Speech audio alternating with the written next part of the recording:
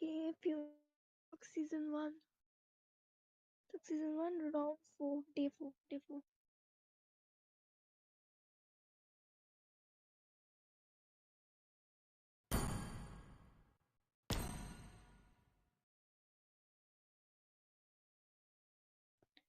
One day.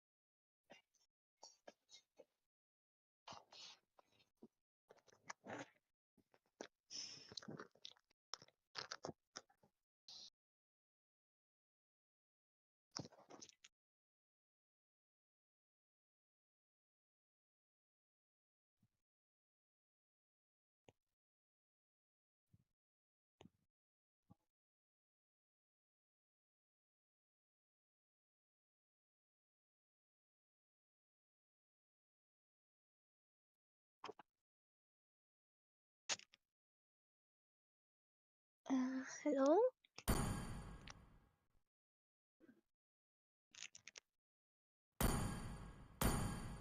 Chatting FREID ZEPPLIN.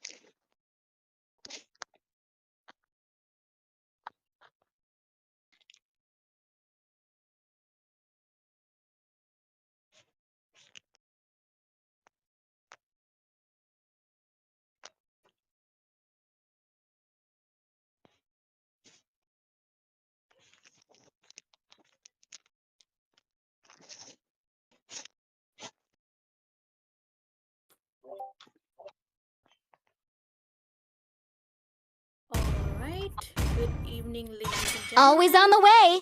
Your team and is welcome banning. to the Phoenix Winter Arc Season 1, round of 34. It's day 4 today, and Time on to to the drop the casters. beat of Your We have team clash. is two new banning. people. This is me, myself, Zero, and another caster who will be joining me is Yuina. So, Yuina, how are you today? Hello, Zio. I'm doing great. And what about you? It's been long. So, how are you? I hope you're also doing well.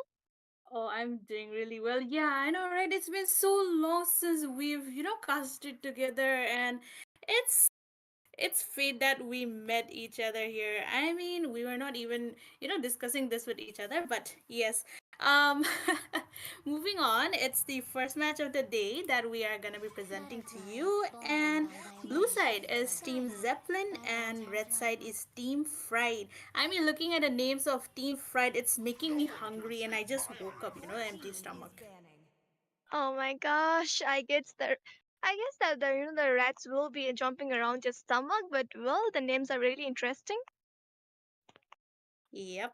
It's really interesting.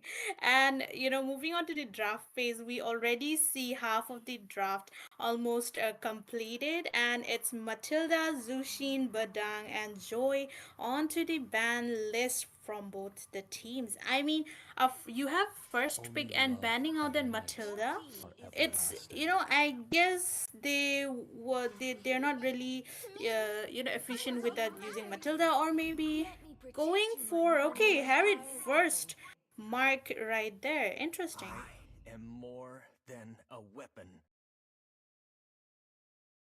I mean, there is a heart, and this hero is really great into goal and into the season, doing really good and dominating out there. And he has the mobility onto him, and he passes a lot of damage from that Zaman force out there, and he will be really amazing onto the late game, going onto team fight, dealing a lot of damage. And I've seen like so many Harriet users are so kind of annoying into the late game. It's kind of hard to catch out them as well. They will be dealing a lot of damage. So yeah, it's really great just coming in, but the team, right? Just picking up the Kufra and the Julian. Julian has a lot of skills combo with his the sword, the kite out there, and he will be giving that magic damage as well. And also he don't need to even reach level 4 to unless his ultimates and all, and Hope he can will just get find it a in the way, level 3. even And there when is a all is Kufra to stop forlorn. out their movements, like when the Harriet is going in, he can just jump in and disturb him out. I was kind of skeptical about that Kufra's second pick, but Zeppelin, they still went for that Hayabusa when there's a Kufra. I mean, how confident will you have to be to go an assassin against a tank that counters almost all of the assassins that we're seeing, right? And again, we do see Vixana getting picked out by them. I mean, given that there's Zushin and Sicilian ban out, Vixana, she comes in the next tier right below them. Her lane clearing capacity and also her CC is something that you need to fear. And okay, fried chicken locking down Zask. Another interesting choice. I feel like it's a comfort pick coming in from their side. I mean, well, I do agree with you, Zivo. And like, I'm seeing the Zax Paraji is into my tournaments. It's hobby. kind of really Dicky is my surprising name. because a lot of times Zax is not used in the tournament matches. But well, they have picked out, and I mean, like, we can't deny the fact that this hero has a lot of great, magic damage onto him. And actually, I don't say Zax to him. I kind of like calling him as a Need some bacteria because he stitches? really I'm here to annoys help. me a lot in the team fights, and I don't want to face up against the bacteria. Let's hear from the crowd. Make some noise for yours Okay, truly. I get where you're coming from. So moving on to the bands, there's this Melissa and Hylos band right there. I mean, Melissa, I've been seeing her in ranks a lot, and she has been getting quite annoying and I'm seeing quite a lot more crit rather than attack speed Melissa these days, and she hurts a lot paired with Inspire. So I guess it's just a safety measure that your team might be going for that Melissa, and also the Hylos again with her glorious pathway.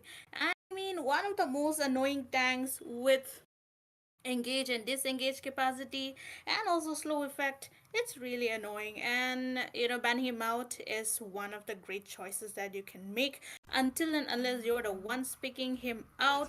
But okay, Lucas was open and Team Fried decides to go for that Lucas on the EXP. Now since CC is banned, there's actually really not a lot of EXP heroes that can go against the Lucas, and also they already got the Vexana, so Valentina is out of the choice as well. Okay, Team Zeppelin, they decide to go for that Phobius. A Phobius against a Lucas. I mean, yes, he kind of has that sustain to go against a Lucas, but if Lucas gets farmed, then it's game over. Definitely, but still, the Phobius is really good against the Lucas going in against him, and he can give a lot of damage as well, sustain. And with his Infernal Blizzard, he will be jumping up onto the Lucas into the team fights. Won't let him, just give a lot of damage. And when he's into the Beast form, he can literally, manage it out if he win the lane and if he can dominate in front of the Lucas. It will be really great for the team because the Phobius is a type of EXP laner who has a great potential, with his damage as well. He has a lot of sustain, and I really love to play Phobias onto the EXP lane. So I mean, like having a Phobias is kind of a good thing looking onto the team Zeppelin. Yes, I agree. And last pick coming in from their side, it will be the Clint right there. Okay, another comfort pick. For the side of Team Zeppelin, it's kind of a meta, and while on to Team Fried, it's kind of the comfort picks that are winning right now. There's a mix of comfort, there's a mix of meta, and looking at both the teams, of both the draft of both the teams, what draft are you leaning against?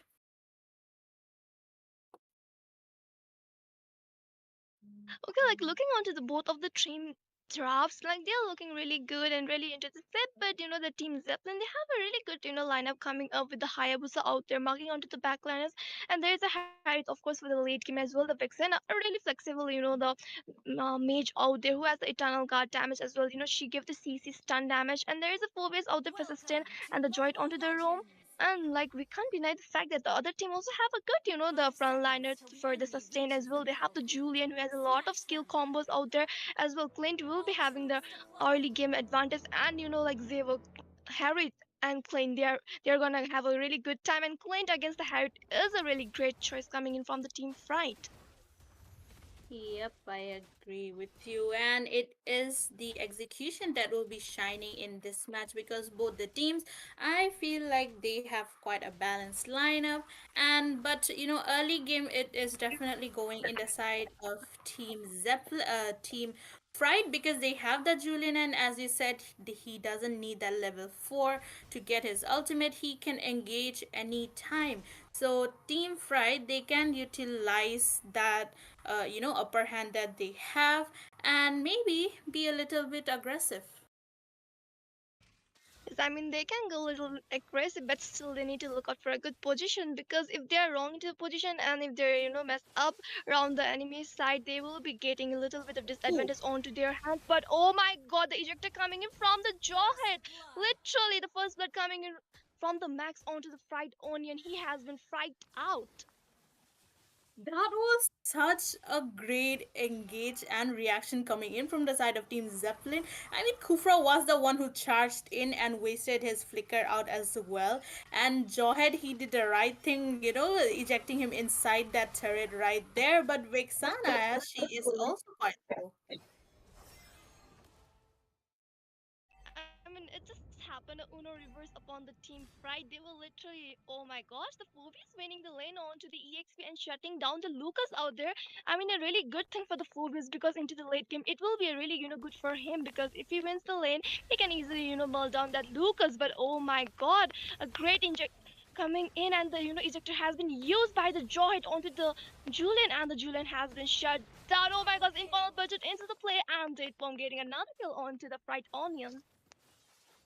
Jawhead is doing a really great job. I mean, despite being the roam, he has the damage and he is not afraid to use it. And with that engage coming in from their side, they take that turtle free, of course, and taking their sweet time invading Julian's jungle as well, which will give Hayabusa a little bit more of upper hand more than Julian. But again, it's the early game. Julian is getting choked down. If he does get his one or two items, then he might get that power spike that we are needing. Definitely, and we like the team, right? They need to look out for good movement out there to get some trades onto their hands, and engage in a really proper way, so they can also lead some goal difference and just cover it up. But now looking onto the goal lane, like the another team fight can break in like in any moment, and we can see the ejector coming in from the jaw, the damage out from the Zaman Force out there, but the Zax is out there for the support, and the fried chicken just taking out the date bomb. The bacteria literally eat it out the jaw head. Ooh, Team Fried. I mean, they are getting fried right now, I would say. Because of all of the advances coming in from Jawhead, he is in the front line. He is throwing his ejector here and there. And Team Fried, they are just getting tossed around like they are getting tossed in that oil, right? And look at the Hayabusa going in as well. I was has went in into team fight, but I guess he's gonna retreat back. But oh my god, the Max shutting down that bacteria. Oh my gosh, he has been taken down. And meanwhile, onto the EXP lane, the Phobius has been shut down. The Kufra jumping in, but the Kufra will be getting shut down by the Hayabusa out there. Oh my gosh, another kill going into this Zane. Like he literally shut it down. The Zulian out there, like it's really going bad for the team. Like they are like engaging, but still not able to get anything onto their hands. And I feel like there's a little bit problem with the shot calling, or maybe just they are not able to get that upper hand because they were invaded. They were quite choked down early game, and since they kind of rely on their items as well, unlike Julian. But I feel like Julian, he is not able to capitalize his skills, but Freyrin will be getting taken down. Another engage coming in. Killing spree for Max, and Fried Onion gets fried next.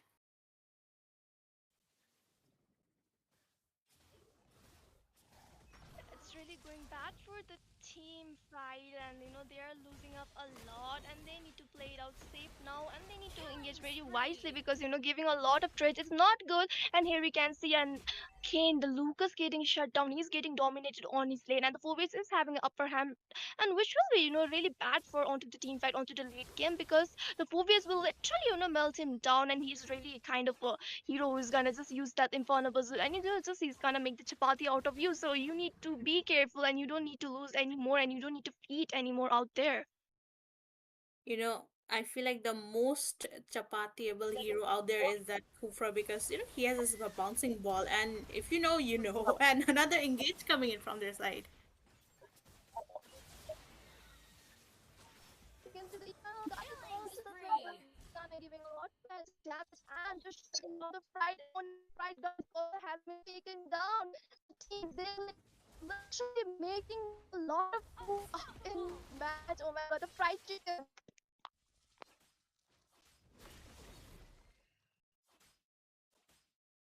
Yep, fried chicken will be getting down in that team fight as well. And Team Zeppelin, I've seen them quite around the scenes and they have some experience. So, they go for that objective, they take team fight whenever their teams are ready. And so far, I've not seen any single mistake coming from their side. And, providing that uh, pressure onto Team Fried as well.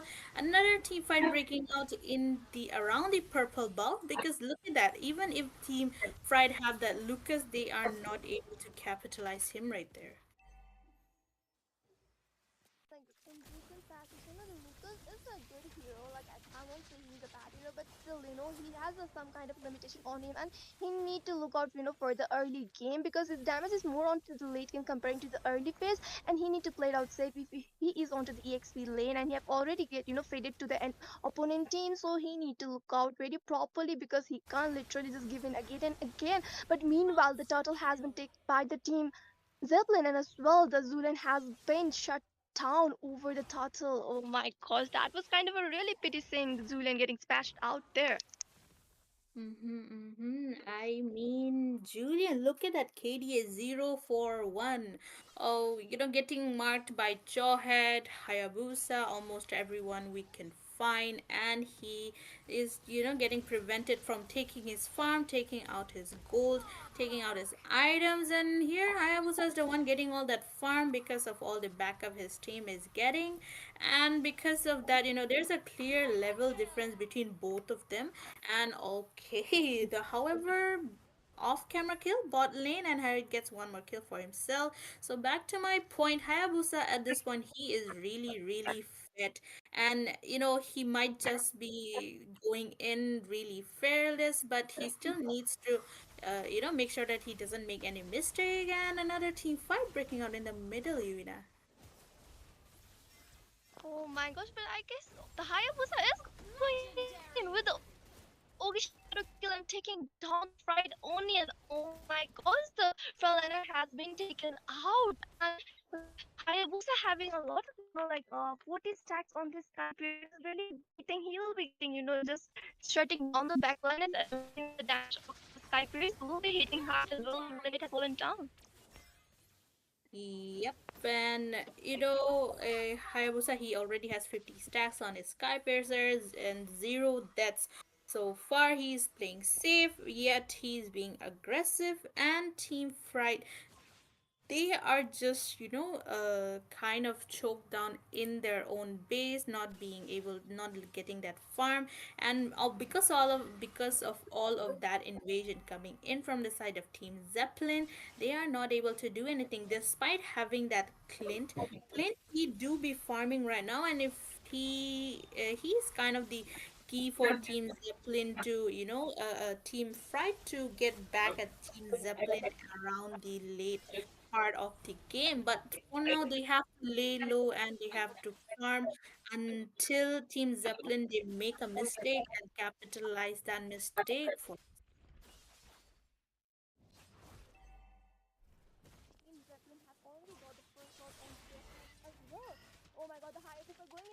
Ogre shadow kill, but not able to take anyone from the back as well. All of the tier turrets have fallen down, and the Lord is marching from the middle lane.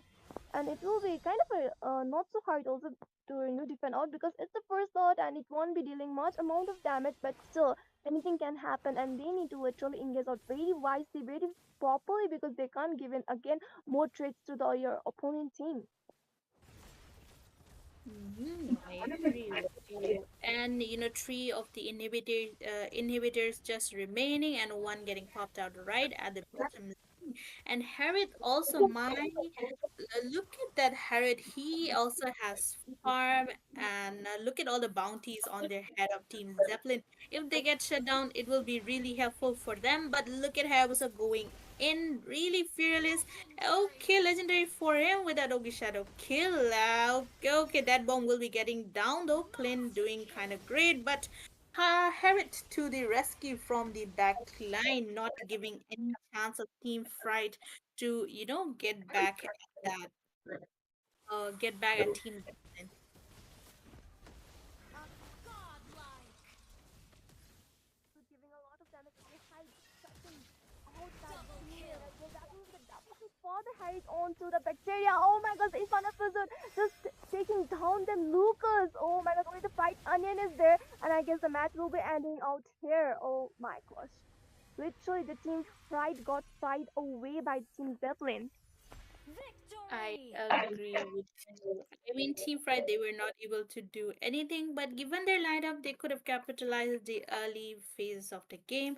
But Jawhead was there, and he was preventing of from all those happening. And I feel like in this case, Jawhead is kind of the MVP. But again, coming back to Team Zeppelin, really great discipline, really great objective play, and also look at the damage percentage and team participation of Hayabusa, right? The 84%, and he is basically the one to go in for any team fight because of his mobility as well.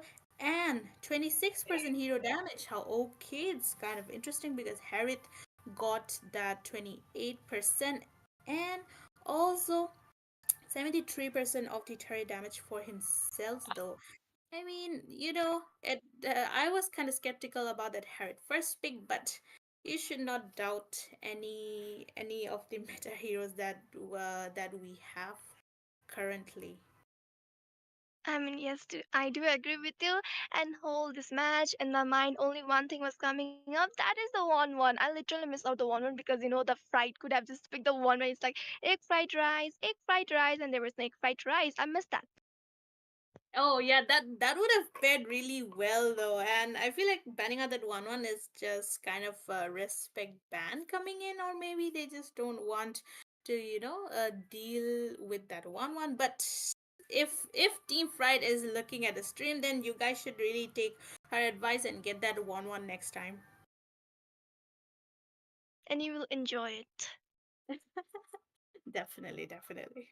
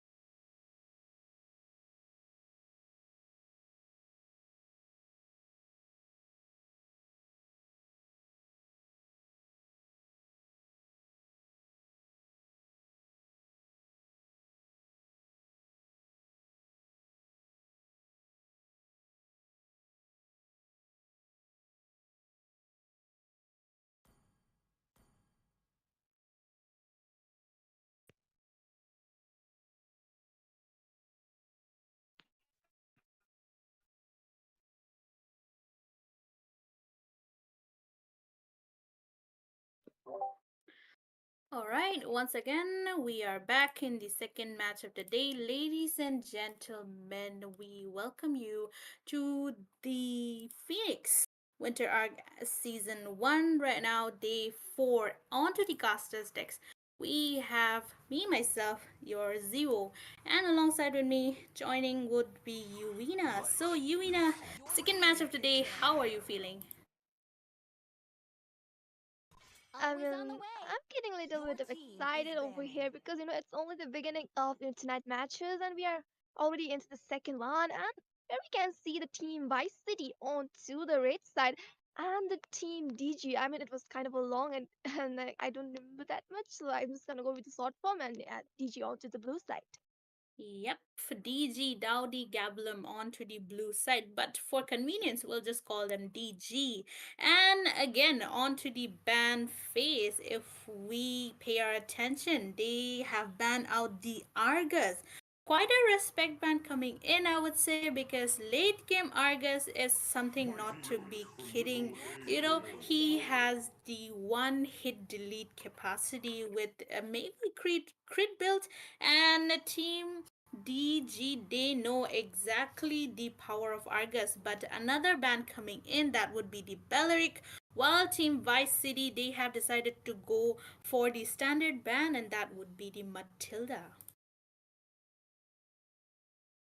I mean, a good start of band coming in. The team DG are giving us interesting bands, and while the team TVCs are giving out the already good band, that will be the Matilda as well. The Belleric is a type of tank will be sustaining. You will be giving like a damage with his vengeance, or you can go with the flicker out there, and it's kind of hard for the MM to deal with him like around him. So yeah, I Butterflies mean it's a born great by choice, thy and wish maybe is they are going with banning. some Thy Melissa, or lantern maybe they can flight. go with another goal in, which is kind of really annoying to face up against that Belleric.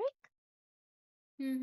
I mean, Belleric, out of the way, he counters a lot of marksmen, especially the marksmen which rely on attack speed, like Mia, Melissa, and whatnot. And paired with his ult and also Vengeance, he is quite annoying. So I guess they are preparing something for an attack speed marksman, or maybe just Belleric is quite annoying as well. So I guess they're just going for their own comfort ban. And back to the side of Team Vice City, they have the Zushin ban out. Yes, first pick, respecting the first pick, Zushin had to be banned out. And another interesting ban, Suyu, coming in.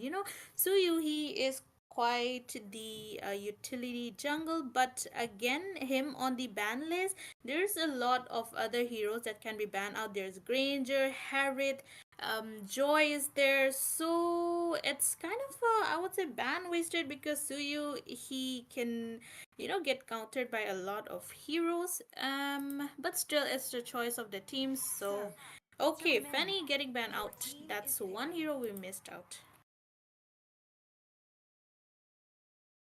I mean, Fanny is kind of hard to catch out into the team fights with her cable. She's gonna just fly around that map and just like go onto the backliners. And like if you don't have any specific type of a counter for her, like it's kind of hard to just catch her out when she's giving a lot of damage. So it's, I mean, Creature's coming in, but here we can see from the team DG they are gonna pick out the Gushin, or what, I guess no. A Goshen pick right now, right off the bat, in the first pick would be considered a troll pick, I would say. But Team DG, they are Your wise enough team not is to go banning. for that, and Badang will be the one getting his spot onto themselves. I mean, yes, Badang, one of the priority heroes. First pick, you have him. You just need to build Thunder Belt and just keep on using your first skill, hitting enemies, and it'll keep stacking up. It might just go till 50 or 100 stacks. You never know. But there's still a lot of other heroes open for the side of Team Vice City to choose, and are they plotting on going for that Nana? Because there's Sicilian, there's Joy, there's also Khalid, Gatot Kacha, Hylos. The possibilities are so much, but they decide to lock on Your that team is Harith banning. and that Shao. I mean, a great choice where the illegals is going on with the Chow. I mean, I really love to see, Chow against the Batang. Both of the hero are really great. The Batang with his zoning out with his damage as well as Chow with his mobility and the way of the dragon just targeting onto the Batman. And it's kind of really interesting to see each other out there. But the Harriet will be onto the goal and the Heimros going in with the Harriet. Like I have seen him in like some tournaments playing out into the goal lane and he really plays out very well. So I'm kind of really interesting to see him again into this match of tonight. I am the moonlight Okay, that the breaks through Sicilian the getting picked darkness. out by the team DG. I mean, he wasn't like just banned out into the early phase, and yeah, they are getting the hand onto this. The late game assurance hero, the vampire guy. Like he will be onto this match with his bat phase out there dealing a lot of damage, as well the ninja Hope will taking find a in that way, Mia. even Okay, when all last is minute forlorn. change. They just changed out to the Vexana. Okay, Interesting. they don't want the vampire guy. They want they want the queen. But again, Vixana is also not a bad pick. But Sicilian, I personally favor Sicilian over Vixana because if you play him well, then from the early phases of the game he can get all that farm and it will keep stacking up. He'll do a lot of damage, be it the tank, he will be melting them all. So but yes, Vixana is also a great pick, great lane clearing capacity, great CC as well. And Mia getting picked out against a Harriet into the gold lane. This will be interesting because both of them are quite good onto each other. And Hayabusa will be getting picked out since he is still open, and team VC, they won't be risking that Hayabusa getting onto the ban. I mean, Welcher is coming in from both of the team, and right now here we are on to the second banning phase. And let's see which heroes they're gonna ban out because the team DG, they don't have their roamer, they don't have their jungler, so they can go with some jungler ban. It will be good.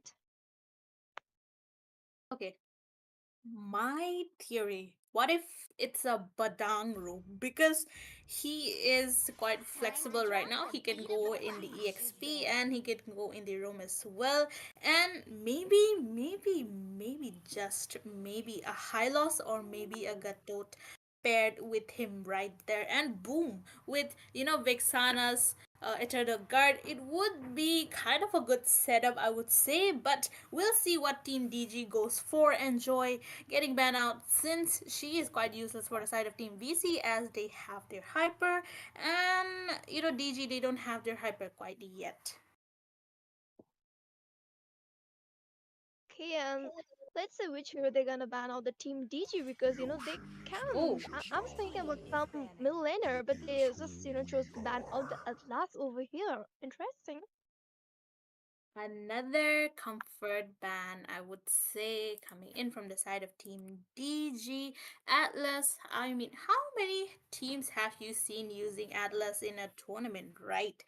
But it might just be a surprise. They might have stalked onto their opponents a bit. Maybe we never know.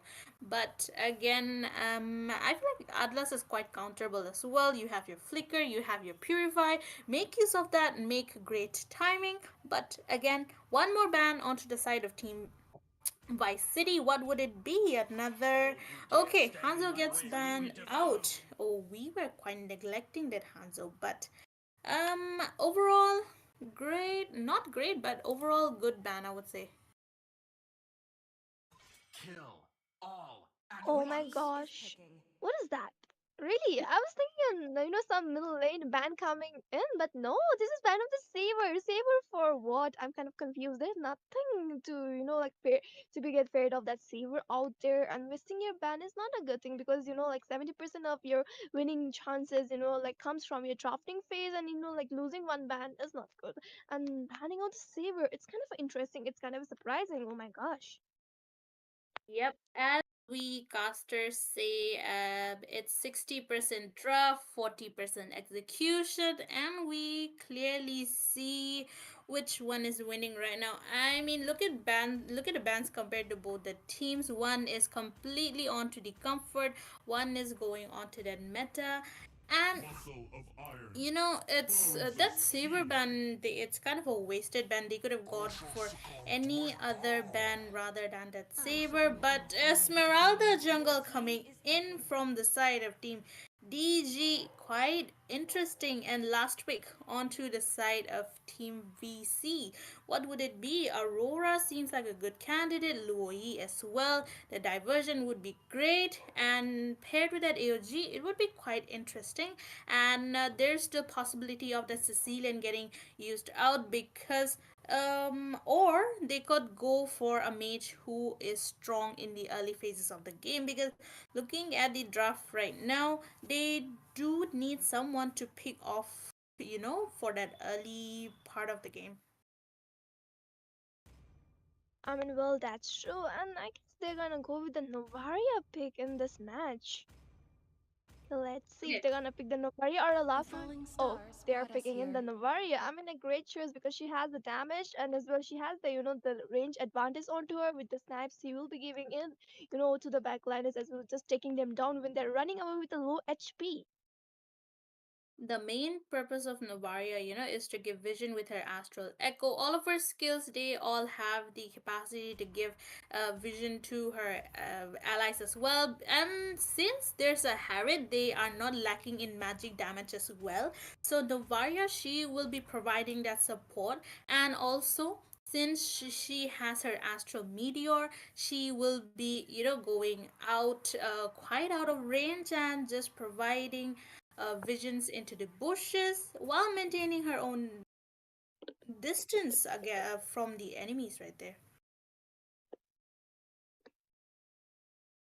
I mean, looking onto the pigs, the team TVCs have a really great, Welcome lineup to onto their Mobile hands, but Legends! the team DG, like, I'm kind of a little bit concerned over 5 them, but seconds till the it enemy literally reaches depends the on how they're gonna battlefield. execute it Smash and, them! just get the advantage onto their All hands. troops deployed! Yep, we'll see how Team DG execute the draft that they have prepared, because Esmeralda, she still has that capacity of carrying, but she does need one or two items before she gets that power spike. And again, Badang onto the EXP, we are seeing the basic rotation coming in, and it's no big deal for Vexana to clear out their minions, right? Because of another touch. Okay, we do see pressure might be, getting formed at the bottom lane, because Harriet is there against that Mia, and both the teams, they would want to give a upper hand onto their goal lane. Well, that's true, and we can see the snap coming in from the Novaria, just lowering the HP of the Kufra as well. The Mia, I mean, I'm just gonna see the donuts out there into this match because it's looking so cute. It was kind of a good attempt to maybe poke down, but look at that Esmeralda trying to go for that chow.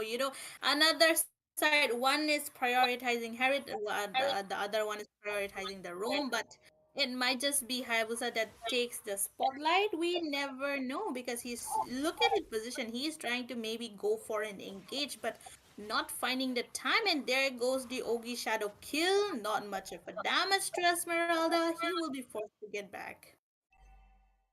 I mean, the Hayabusa was, targeting onto the Vexana with his Oak Shadow. He was just take down the backliner, but there was Esmeralda, there was a Kufra just standing out and just protecting out the backliners, so he wasn't able to get onto the Vexana, and she was able to fall back very safely. And it's time for the turtle, as we see. And Team VC, they are already in their own position, while Kufra is trying to maybe catch Hayabusa off guard. Look at that charge coming in from him right there, but no one to, for that backup. But again, Astral Echo has been used up. First blood, all cheesy, will be going down in the hands of Prime Slay. He really slayed all right there. Definitely, but the Batang will be zoning out with a quick crack, but the AOG popping out as well. The turtle has been secured by the Hayabusa over there, and the Batang will be getting shut down by the Prime Nick. Because the Mhm. Hayabusa chasing it, but I guess it's gonna fall back. Eternal Guard has been popped in for the survival purpose, and the Kufra and the Fixana will be falling back out there from the fight. Goal lead in the hands of Team VC, and with the turtle, they have gone for that significant goal lead, 2K goal lead for their side. And it's just a matter of fact until they start to widen that goal lead. And Team DG, they really need to start doing something, because once Harriet gets that farm, he'll start melting with his Aman Force, and of course, with his low cooldown, he will be a menace. And we really can't see that happening, because it's not good to have a match one-sided, right? Yes, definitely true. And here we can see that Esmeralda taking down that Chow, but the Ogi Shadow coming in, and the Hayabusa will be falling back. But the Prime Nick will be shutting down that Kufra. A lot of actions are going on onto the goal lane. A lot of cinemas, a lot of things are happening out there. There is Esmeralda getting the kill, and there's Hayabusa going in again, targeting onto the Vexana. But I guess it's gonna fall back. No, the Phantom Shuriken dealing a lot of damage, but the somehow the Hayabusa survived over there. I thought he won't be able to because the turret damage was high. Yep, quite a great luck, but look at that. We have the dragon coming in from illegal out. TG gets taken down yet again.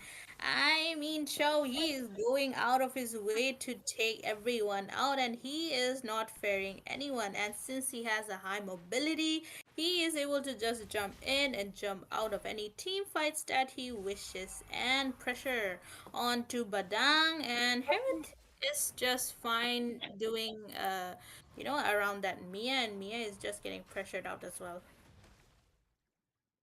Yes, and we can see that another neutral objective, but another fight popping in. The Eternal Guard is on to the play. Hayabusa using the Ogi Shadow kill onto the Esmeralda. Oh my gosh, and Esmeralda getting shut down by the Novaria out there. And I guess the team DG will be falling back, or no, the Chow just literally annoying them out. The EOG coming in from the Gato to catch a lot of damage. Spike coming from the Gato, and Oh, just taking on that Vixana as well. The Cobra has been taken down. I mean, a great team fight coming in, the great coordinations, great setup of that, ultimate from the Gato Gacha. 5-man rotation coming in from the side of Team VC right there. And Team DG, they are not able to do anything against that setup. Gatot Kacha is there for the initiation. Chow is there for picking out the main damage dealer. And Harriet is there for the backline, dealing the damage. And, Team DG, they are not able to do anything against all that pressure that's coming in towards them. And this time, onto the chopping board might be Mia, because 3 people onto her, and she decides that retreat is the best tactic that she can do right now.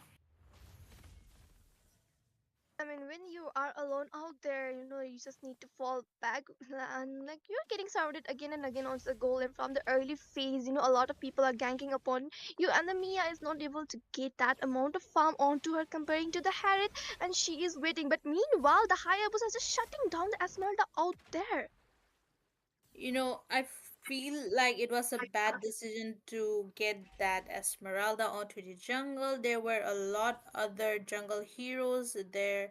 They could have gone for a tank jungle also, but they decided to go for that Esmeralda, and because she is not getting all that farm, she is quite squishy. But until and unless she tries to farm up, I don't think she would be of any use. And look at that 4-man gank coming in onto Badang, and he gets taken down with no place to escape. I mean, this is how team fights should be. Four or at least 4 members onto 1 or 2 persons, so that he has no way to escape. And also the objectives getting really, really prioritized by the side of Team VC right there. Definitely, and we can see, it's already 7 minutes into the game, and the TVCs are leading with a goal. They are having a lot of trades onto their hand as well. They have to stick down the turrets, the like the inhibitors. I'm sorry, the tier turrets of the EXP lane as well. The goal lane, like tier turrets, have already fallen down. I mean, like, great for them, and they're having the map advantage onto their hands. And the jungle area are literally open up for the team TVCs. They can literally come and invade and do just get the trades out there. My Team God. fight breaking out around that turtle, Killing spree.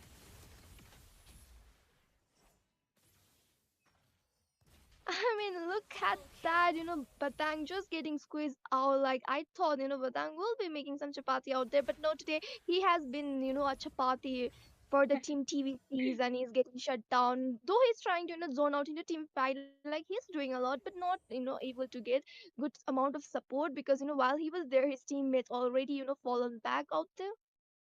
Gatotkacha jumping onto Batang and making his chapati out. It seems Insane. like a great theory to, in my opinion. But moving on to the match, it's Team Vice, Team VC that is being hard on Team DG, and not even look at all the gangs coming in. I mean, three people for one person right there. But I'm maybe trying to do something, but he does not have the damage. He does not have that sustain, and unfortunately, though, a great setup by Gatotkacha again, that AOG on point, but still, what will Mia be able to do something because they are losing turrets like someone killing out those mosquitoes because only three of the inhibitors are left for them and they just need the only thing they can do is wait out for Team VC to have a little clutch, maybe a little mistake from their side to capitalize it, but also because of the gold difference. It's a 9k gold difference right now, and it's quite huge considering it's already the mid phases of the game. And Team DG, they are just stuck inside their own base like a bird in a cage. I mean, I guess if the ninja gets some like kills some like a farm onto him, like he can make out because Mia is a type of hero which can be predictable, which can literally turn over the the losing matches. But still, I don't know the ninja which ninjutsu he will be using for the comeback, and already the Lord is there onto the river area, and already the Hayabusa just eating away the Lord into his stomach, and he has just digested away the Lord for his team. Yep, Lord going in the hands of Team VC with oh wait, which side was it on actually? I did both of the sides they took okay, it was the side of Team VC, and it's still the level 1 Lord, so it's kind of defendable.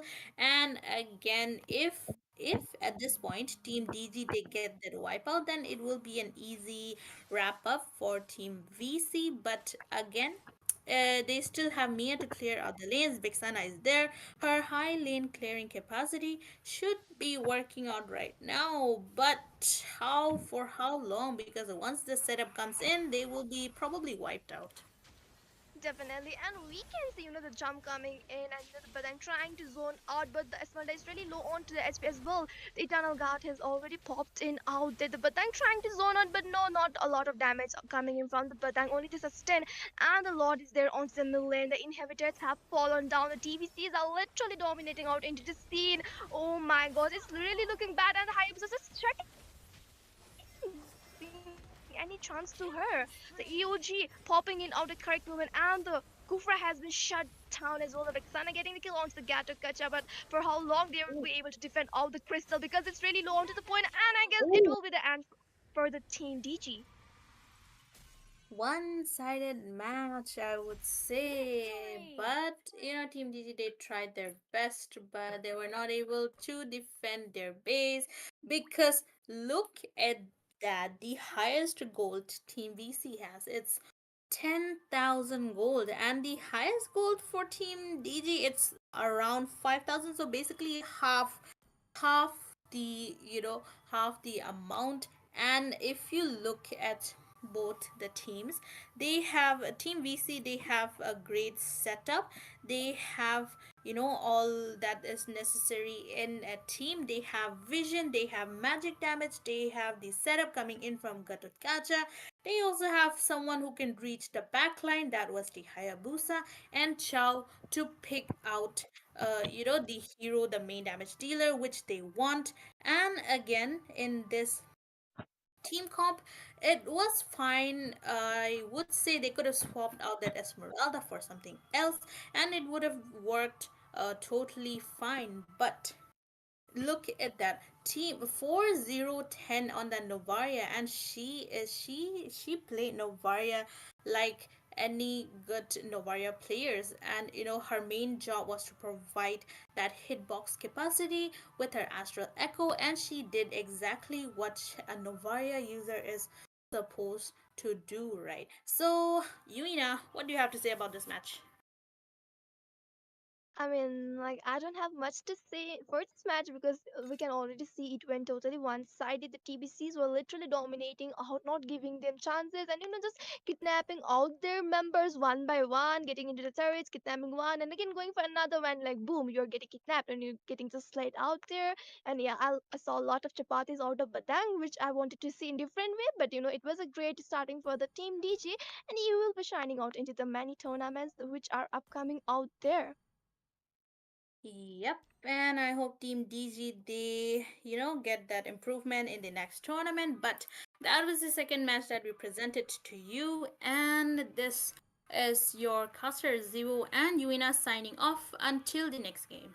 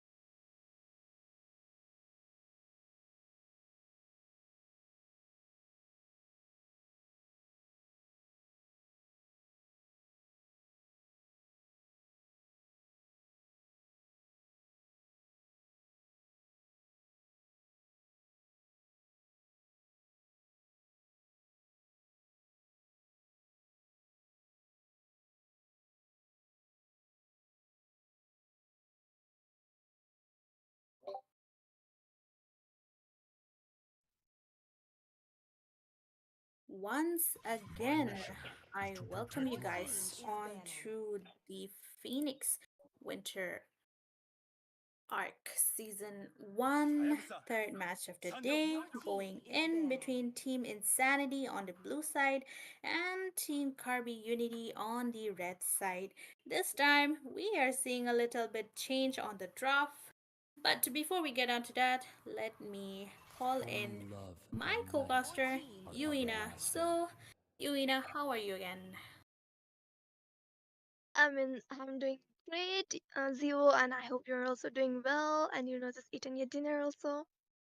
Nope, I didn't eat my dinner yet. Always on the way. Oh, Your team is banning. you need to have dinner out there, but like talking about the dinner, like we are already into the first banning phase, and you can see, like the really good bans coming in from both of the team.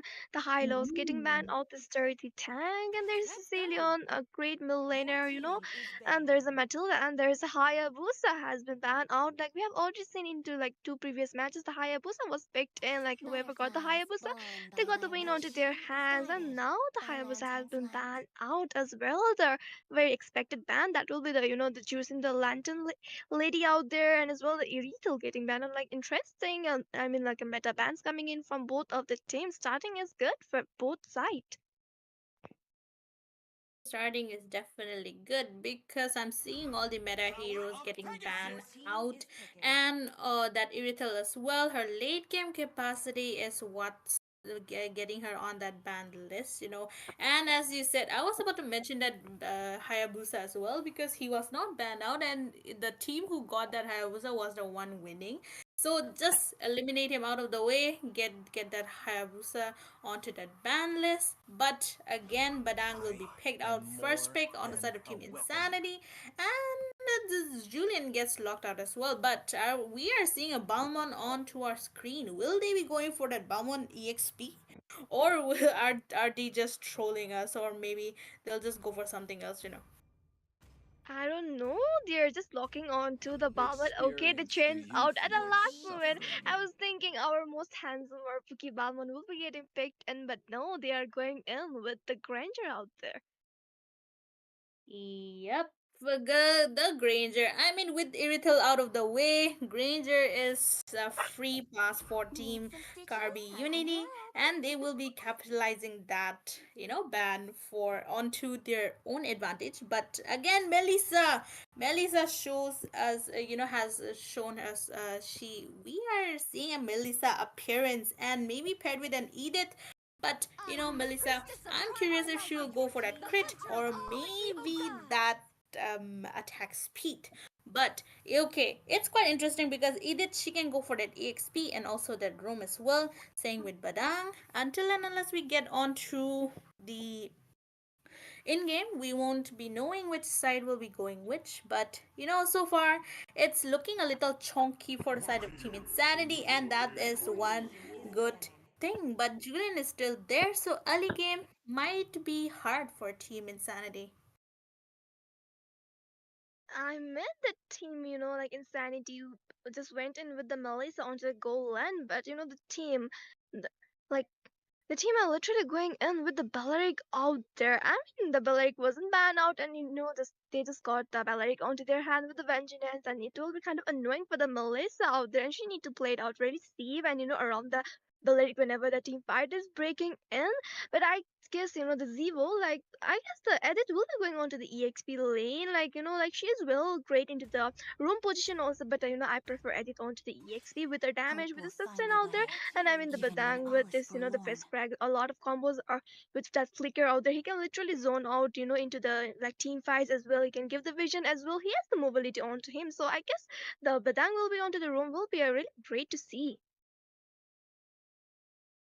Yeah, that would be really great to see. And okay, moving on to the second part of the ban list, we have Vixana getting banned out. I mean, I don't know. As far as I've seen, the teams who have that Vixana weren't doing that well, but it's just a comfort or respect ban coming in from the side of Team KARBI Unity. They still have other heroes to ban out, Your like the team Lucas is that they are banning. getting banned, and also Joy, Suyo, they're still open. Get to Kacha, Hylos, there's a lot of bans that can be banned out. And okay, Hanzo gets on the ban list, quite understandable, I would say, because if Team Insanity gets their hands on Hanzo, then he will be swooping around, going for that gold, going for that buff. And with the new reworked Hanzo, it will be quite annoying because you will have to kill him two times. Even if you find the real body, you'll have to wait until he comes back, and it's a 50-50 chance that he will come back to you or not. But once again, Selena getting banned out as well. Her Abyssal Arrow, quite annoying, and she's dealing a lot of damage. So quite a good ban, I would say, coming in from both the teams. I mean, well, that's true. The reason of she got like she has got onto her, it's kind of annoying to see Selena out there. She has her really kind of annoying with abyssal trap and arrows out there, just stunning you out as well. Coming into that form and just taking you down. It's kind of annoying. I have been facing a lot of Selenas out there into the classic, into the rank, and I'm literally annoyed every single time.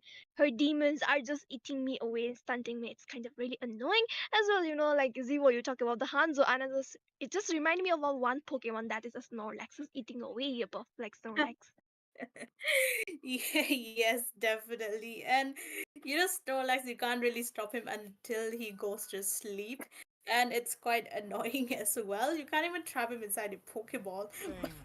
But talking about that, we'll get to that later because Lunox has made her appearance in the side of Team Insanity.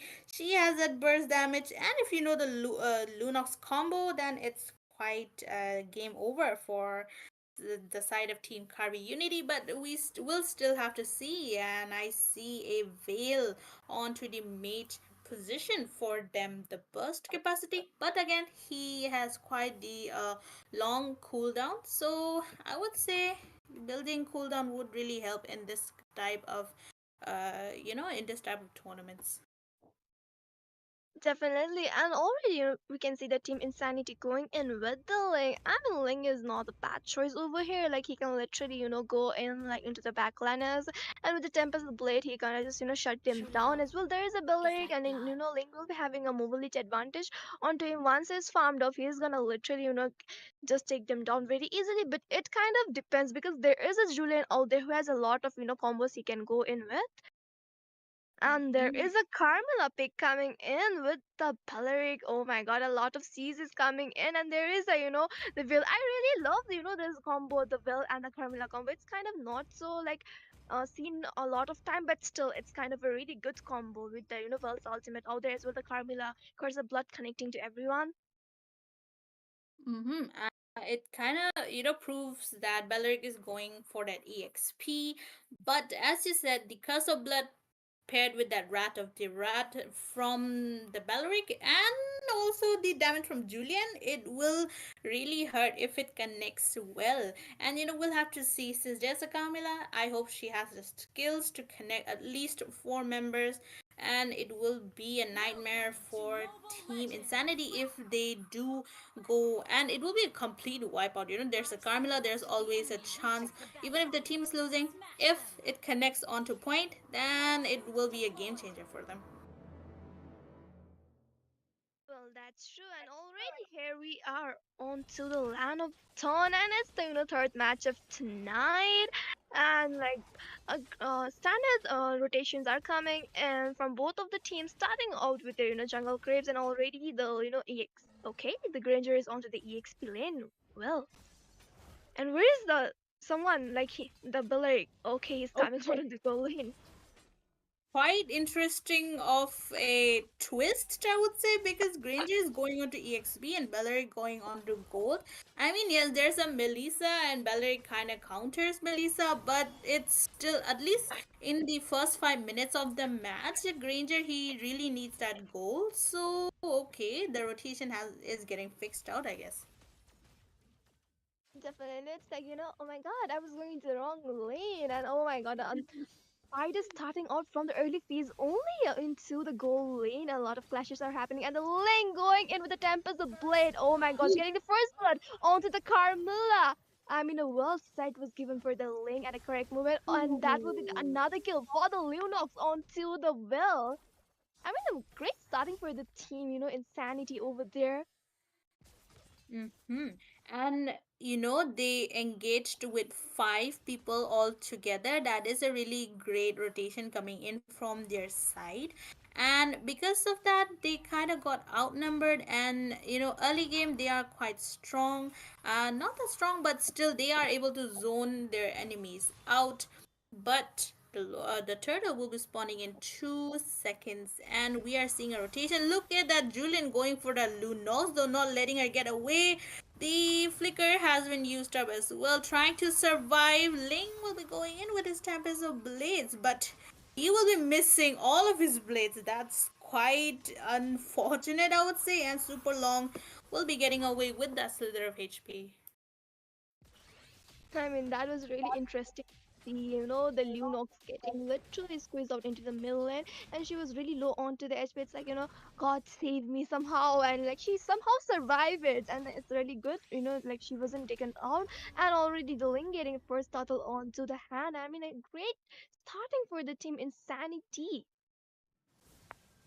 A great starting for them, and they are having that goal lead 1.1k right now. Not that much, but still enough to maintain a little level advantage, a little gold advantage. But again, onto the side of team KARBI Unity, they really need to step up their game because all of the engage and all of the aggression coming in from the side of team Insanity, it's gonna drive them insane, and they might just lose their own insanity. But again, we'll see how both the teams are gonna be playing because look at that, a little pressure onto the bottom lane because they know the capacity of Melissa and Lane will be going in, Yuina. The Tempest of Blade has already used upon that Julian, and the Julian have been knocked out as well. The Ling, I mean the jungler has been out as well. The Bellery going with the Wrath of the Red, but the Curse of Blood coming in from the Carmilla will be shutting down the edit by that Veil. Oh my gosh, I mean like two trade for the team. Karvi. Hmm.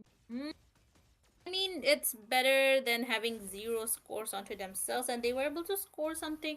They were able to score a little bit, and if they do so, if they keep doing so, then they will be able to, match up with that gold lead onto themselves. Like how these two people are ganking up on that Melissa, but Granger, he does not have his Death Sonata, and Edith is there right on time to save Lunos there. Look at that, power of chaos has been used up in power of order as well. But Granger, okay, the flicker gets used up, but he will be getting taken down though. Lunox, I feel like it's a little too much of an overextension given the fact that you just exhausted all of your skills. I mean, like she literally went in with the flicker with all of the skills, onto the Granger. It's like I'm just gonna take you out. You are only my target. I can only see you. And she was literally targeting onto the goal line. And I mean, a good thing, but still, you need to be really careful out there. The turtle is onto the river area, but the retribution coming in from the lane, he is able to get that turtle. The Tempest of Blade is onto the play. The Curse of Blood also, but the Carmilla will be getting shut down over there by the Leo Nox. Oh Mm. my god, there are absolutely damage coming in from the Granger, but the Granger will be getting the shutdown by the Melissa over there. A lot of, cinema, a lot of actions are happening onto the goal, and Edith is really low onto the HP, and she need to fall back. And there is a Julian coming in and just chasing him out. But I guess the Edith will be able to fall back around there because there is the Link, and there is a, the Melissa out for the, support for this team. Mm. I mean, the backup coming in from the side of Team Insanity, it's quite commendable. Even if one of their teammates is endangered, they are right on time to give them that backup that they need. And Team Carby Unity, I feel like it's something that they're lacking right now. But given they have a lot of heroes that they can utilize, they are kind of falling back on that farm because of all the aggression. But look at that primal wrath coming in from Edith, though. But Granger, he knows his stuff and he will be disengaging from any team fight. But look at that, Belleric. Quite in between four people. Okay, he still managed to get away.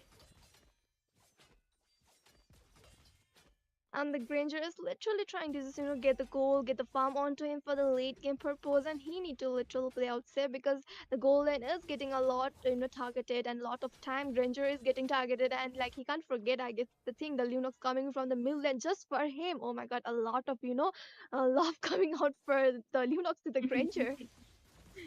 Okay, Yeah. another team but breaking in onto the goal, and the Melissa giving a lot of damage. Curse of Blood is onto the play for the support to the Granger, and the Granger needs to fall back. But the Julian also coming in, targeting onto the Melissa. Oh my gosh, the Melissa is getting surrounded by three people, and somehow she's able to survive with her mobility, and the Lunox and the Edit will be joining into the team fight. But the Granger shutting down the Melissa, but the Granger also will be taken down by the Lunox, the mega kill coming in as well. The Carmilla has been taken down as well. The Triple. edge, a Okay. lot of them are happening onto the goal lane. Oh my gosh, and just Lunox giving a lot of burst damage from a Cosmic Fusion and Light, like the form, and just taking out the Carmilla also out there.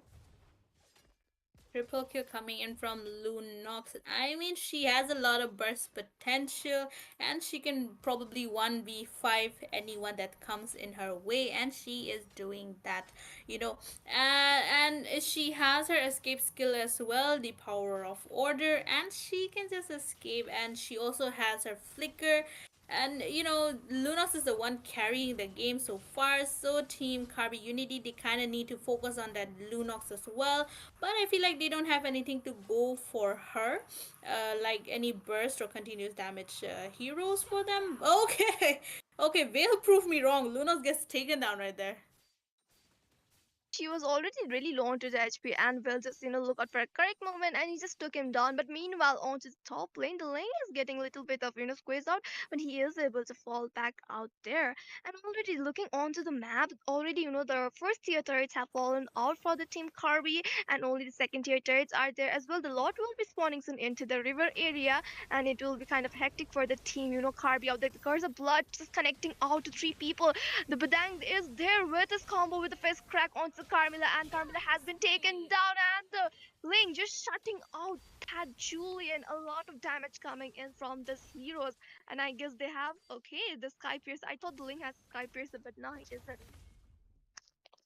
Ling without a Sky Piercer. I mean, given the fact that he is quite high on kills and he just died once, Sky Piercer as the second item does not sound bad, because he will be executing more the more stacks he has, and it's kind of it's kind of necessary for Link to have that because they have that advantage, so he can definitely go for that.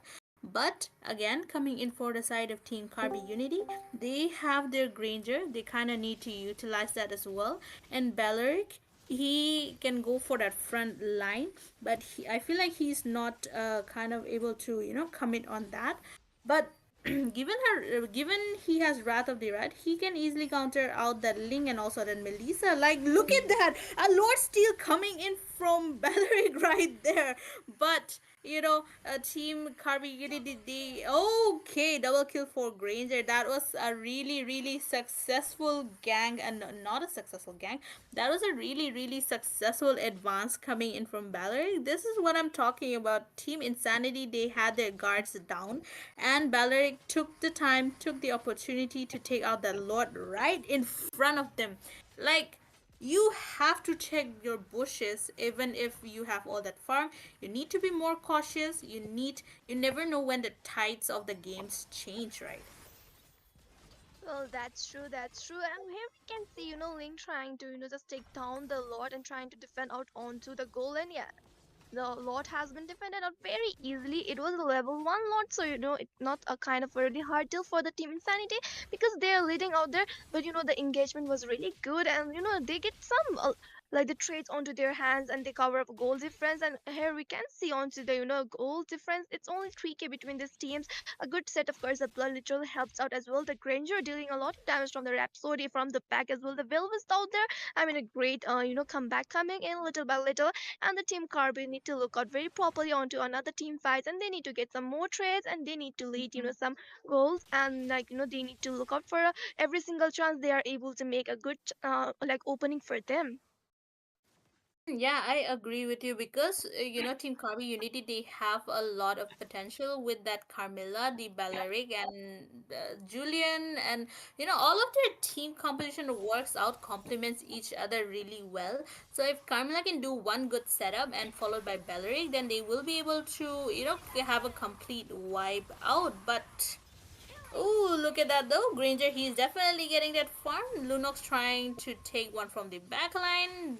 Bill is the one getting taken down. Double kill for Lunox right there. And she is really something else. 10-3-2 KDA onto herself. And she is not afraid to jump in the backline of the enemy because she knows she has that damage. I mean, into that team fight, like they were literally doing great, but little bit of, like their position was little messed up over there, and the Badang literally went in for that, combo out there as well. The link with the attempts the blade dealing damage, but the curse of blood was really on to the point, and the Granger dealing a lot of damage, and he need to keep up with this thing, and he need to keep up with his farm and goal, and he will be doing a lot, and the scenarios is changing little by little, and the team Kabi, they need to look out for a good set from the Carmilla, and as well the Vale need to be present out there at the moment, and the Grange at the back, and there's a sustainer, there is a Bellaric out there, and the Julian just going in for the backliners, and they need to literally coordinate out well for one team fight, and they need to give a good set, and they can have a comeback out there. But the team Insanity, they are doing well, and they need to keep up with their domination as well. The Lord is there onto the river area, and it's the second Lord, and it's an important Lord for both of the teams. I agree with you because taking this Lord with will mean that you kind of won that match. But look at that flicker fist crack coming in from Badang though. You'll be getting taken down. It was quite premature of him to go in and giving the chance to your enemy to take two of your persons out. Even if you got that Lord, you still lost two of your teammates, and they have all five of them, so it will be more convenient for them to defend on that Lord. But Granger going against that Melissa, he does not have his Death Sonata, but he does have his Rhapsody, so he'll be taking her out. And Granger, he is getting that farm. His items are almost done, just need one more, and he will be shooting out all his bullets and dealing all that damage. And he also has a lot of frontliners. Carmilla is there, the Bellaric is there, so he really needs to not really worry about anything unless Ling tries to go for that backline. But I don't think he will be daring enough to go in there. I mean, well, that's true because there is a Bellaric out there. He's just waiting for a correct moment to, just catch up on him. Like, I'm just waiting for my prey to come into my mouth, so I will just eat him alive. And there is a Granger. He literally doing a lot good, for the team, doing a lot of damage from the back as well. We can already see the Granger having the 57 stacks onto his Sky piece. I mean, a great comeback coming in from the team Karbi as well. They have defended out the second lot very easily. It was marching from the goal in, but it wasn't able to reach out anywhere. They were marking that Granger on to the early game, but mid game they kind of stopped doing that. So that was one of the reasons that Granger, got that farm as well. And meanwhile, all of the other members, they were trying their best not to take team fights and just farm up, and get all that gold and be just ready to go for a team fight when they have all of their skills, all of their farms, all of their items ready. But it do feel like Ling is trying to forcefully choke down Team Karbi Unity, but I feel like there's a big chance of comeback coming in from them unless Lunox pulls out a 1v5 move, or a Melissa, because they have a lot of damage dealers as well. Badan can be the one to set up, but I feel like they kind of need a proper frontliner because Edit is not doing it. And like looking like onto the team, like the Karbi, they have a two like frontliners who have a CC onto them, a great CC with the curse of blood, the right of their head, just giving out a really good set for them, and in becoming a really good foe for the team Karbi, and they're using it in a really good way, and already the third lot will be respawning soon into the river area, and I'm kind of interested on like who will be getting that. But oh my god, the burst damage coming in from the Will, just shutting down the Melissa out there. She wasn't able to like even move for 1 second. That was a good thing for the team Karbi. The goal laner have already fallen down, and the jungler is out there, but still there is a no goal laner for the damage out there. So Lunox is the only one, so Lunox need to play out very well into this team fight. It's still the level 2 lord, and Team Karbi, they are, initiating it, and it might just be, unless Ling goes up. That is the Lord Steel coming in. I mean, I was kind of expecting that, but I don't know about Team Karbi Unity though. They still have all of the members there, so I guess they will be able to defend, since given that it's a level 2 lord, or they might just be, ending the match before even the lord spawns, because they are not backing down, because they have all of their damage items ready. They have quite the capacity to fight anything right now, and it's just a matter of fact that the game tide might turn to any of the team, because early game Team Insanity was dominating. Late game, right now, Team Carby Unity, they are holding up their place, not backing down. So it's kind of a well balanced match, I would say, considering the one-sided matches that we saw in the previous matches. This is more interesting rather than having any one-sided match. What do you say, Yuina? I mean, I do agree with you, Zivo. This match is really going really. I'm interesting a little bit instant for both of the teams. They are not giving up, in this match. And like the team Karbi, they weren't able to play out really good into the early phase, but they somehow make a comeback for the team. And both of the team are trying to save out their base and trying to win this match. And the Lord has already defended out by the Granger, but the theaters have already fallen out. Only the inhabitants are standing of the team Karbi. And I guess, if the team Insanity gets their fourth lot onto their hand, they will be able to end it. But if the team Kirby gets it into their hand, it will be kind of more, the match will be a little bit getting extended over there, because they are also not giving up, and they have a really good heroes onto their hands, and they just needed a good set for the team. I was looking at the scores of both the teams, and Melissa, she has full build, but I feel like she has a little more of that commitment issue, because she has full build. She can do the damage, she can deal the damage, but she is not able to.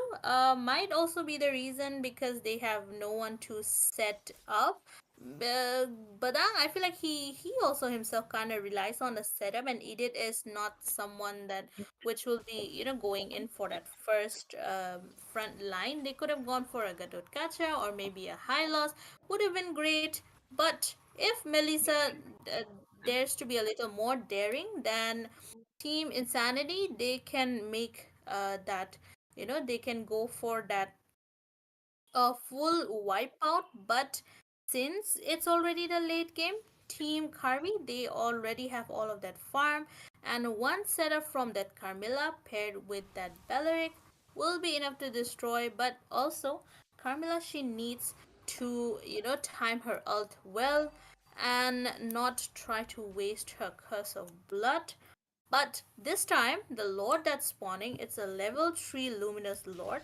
So the team which gets that Lord will is like 80% guaranteed that that team would probably win the match, and it's kind of crucial for both the teams as well. They need to think well before they take a team fight, and look out for the fellow hypers, because Lord still can happen anytime, like we've seen the Balearic do it and the Link do it. So this will be quite crucial point for them. But look at Badang though, top lane. He is trying to maybe do a split push, and Melissa already starting on that Lord.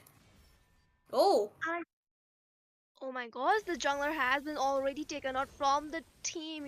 Insanity as well. The Lunox has been shut down. But look at that, Badang trying to split, push out there, and the Will is already, onto the base as well. Oh my gosh. I didn't notice that, Melissa also has been taken down, and also the Lord has went into the team. KARBI out there, and they are chasing out the edit. The Rhapsody time is coming in from Oh, the Granger, shutting down the edit over there as well. The Badang was not successful on split push, and he needs to return back over his base. Oh my god, the Team Carvi are onto the crystal and no one is there to defend out, and here the match ends. My gosh, it was a kind of a really hectic for the Team Carvi. Victory! yep. I mean, early game, they were not able to do much. From the mid game, they farmed, they had the damage. Granger was dealing the damage. Look at that. Both the teams, they got all gold. That is something to comment about. You should really take a screenshot and post it because it was a really, really tough match. 19-18 score, and all of you scored that gold patch, right? So you should really commemorate, maybe frame and laminate it and hang it up on your wall. But talking about where Team Insanity went wrong, early game they had the advantage, they were able to capitalize it. Lunox, she was the one, she was the one dealing all the damage, but somewhere in the mid lane, in the mid game, they kind of stopped marking on that damage dealer. They kind of messed up a bit on their objectives as well. And Melissa as well, she could have been a little bit more daring to go in. She had her mobility, she had her ult, she had inspire, so she could have instantly bursted down the side of Team Karbi Unity. And I feel like that is where Team Insanity went wrong. So maybe next time, just keep the pressure on. Don't go easy on your opponents because there might be an epic comeback waiting for you guys. Because you never know. It's a match that players might just be motivated. And I feel like in the last stretch, the first one to die was Ling. And because of that, Team Karbi Unity, they had that confident boost. Since the hyper is that they can go for that Lord, they can go for that engage, and they had two people to engage, the Balearic and the Carmilla, and next was Julian who was dealing the damage. So overall, a great interesting match, I would say. So far it was kind of a tough fight for both the teams. I mean, well, that's true. I agree with you. The match was really amazing to, just witness out because both of the team weren't even giving up, and they literally played out very well. Both of them literally did well, but it's always gonna be one who will win and who is gonna lose. But it's not lose, like every single lose, you will learn a lot of things and you'll be better next time, and you'll be shining more. So it's kind of really good thing for both of the team. And like the match have ended here, and guys, don't go anywhere. We will be coming soon back with another very interesting match, so stay tuned.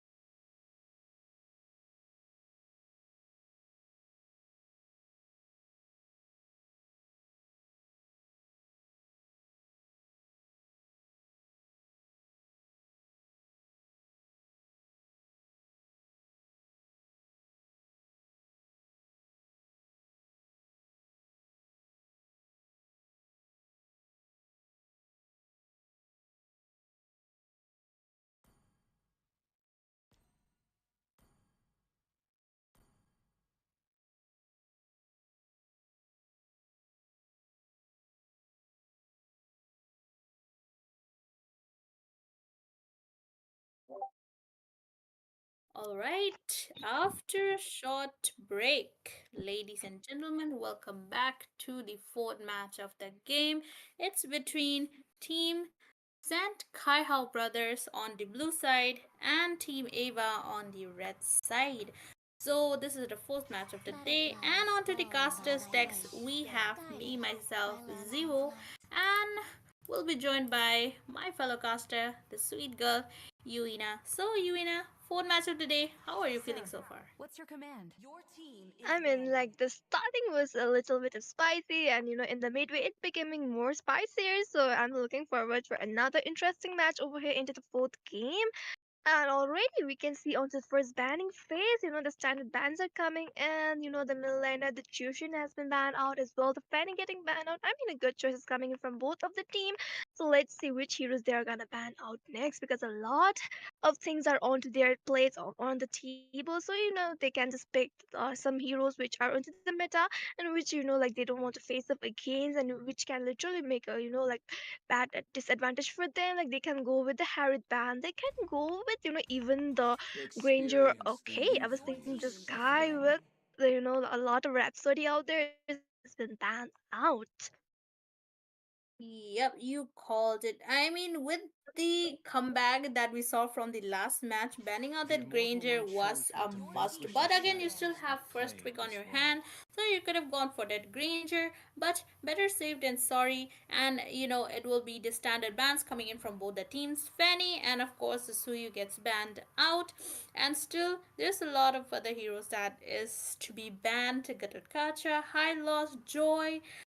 There's still Sicilian. So we'll see how both the teams will be banning this out, or we might just see something, something of a respect ban or something What's of a your comfort command? ban. Your Again, team is CC banning. great in the exp with her damage based on HP, and she is quite annoying as well. So banning her out is kind of a good option. And CC, she is kind of in the top tier of exp right now, so you would not want to face against her. And given the Time fact that matters. it's a little Beat bit up of the a tank Your meta players. right team now, is picking. banning her out is something you need to do. Okay, Joy gets banned out, and Badang first pick lock onto themselves. I mean, we're seeing a lot of Badang. Some of them were good, some of them I feel like they could have done better. But again, Hayabusa, we are seeing a lot of Badang and Hayabusa common these days, right? Only love and night Definitely, are like everlasting. the Badang is really great, and he's getting a lot of times pick in.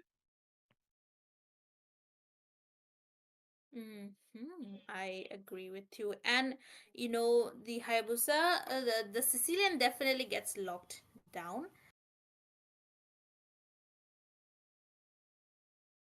And also the Hayabusa, I feel like they are kind of contemplating on whether they would be going for that Hayabusa, or okay, that is the Gatotkacha getting swapped out. I mean, prioritizing Gatotkacha is better than going for the Hayabusa, because Gatotkacha, if he gets banned out, it will have a little lack on those heroes, because right now Gatotkacha is also famous. He can set up well with his AOG. He can go in the EXP. He can go in the goal. He can go in the roam position, and they can also pair that with Hylos. But okay, Lucas Jungle, we might be seeing that. And if he gets fed, then it will be troublesome for the side of Team Ava. What do you say, Yuina? I've been Your waiting I'm for team is too like the long. picks are really coming very interesting from both of the teams, and already we can see there is a Lucas out there, onto the jungle. I mean, he has a really great potential onto the jungling position, like giving a lot of burst damage as a assistant into the base form. But like Lucas, I have seen, into the early game he can give damage, but like into the late game he gives a lot more damage. He deals, into the team fight. So he just need to wait for a good moment. He just need to farm up well, and he will be doing really great onto the late game as well, onto from the mid phase only. And there is a carry who has been picked out, to melt down the tanky, the chunky ones, the exp later and the tanks. And carry will be dealing a lot of damage from the early phase as well to the late game. So let's see which hero the team Ava will be responding Need some at. stitches? Okay, My the team Melissa is against the banning. carry. Very interesting to see, because the Melissa also have a lot of damage onto her, like, and into this season she's getting a lot of times picked in, a lot of times banned out, and she is really doing great, onto the goal lane. So it's kind of Still really waters interesting to run watch deep. out between these two heroes. Mm-hmm. Melissa and a carry. Melissa, she definitely has that range advantage against that carry, but carry she has the melt advantage because she also deals damage based off HP. And I was gonna warn them, if you're going for a tanky lineup, be sure to ban out that carry because if she gets that farm, then she will be melting you guys off because she is the tank melter, right? But this time I hope we get to see a good Melissa who is not scared for an engage because you're Melissa, you have to go in. You have all of the range, the damage as well, but not be too clumsy. You go with your teammates, and if you guys execute that well, then you will be able to take that match for yourself. Late game they already have Cecilian and This Melissa time, as the the choice is mine. security. They have got a catcher for the engage. They can go for someone who has that early game aggression like Khalid, or there's still other heroes. Hilda is also there. They can still go for that, but it's up to them because Carrie is also there. They need someone to burst down Carrie, and they kind of need an assassin for that. But given that there's Joy, Ling, Fenny, and Hayabusa ban out, I'm not sure what their assassin pick they can go for.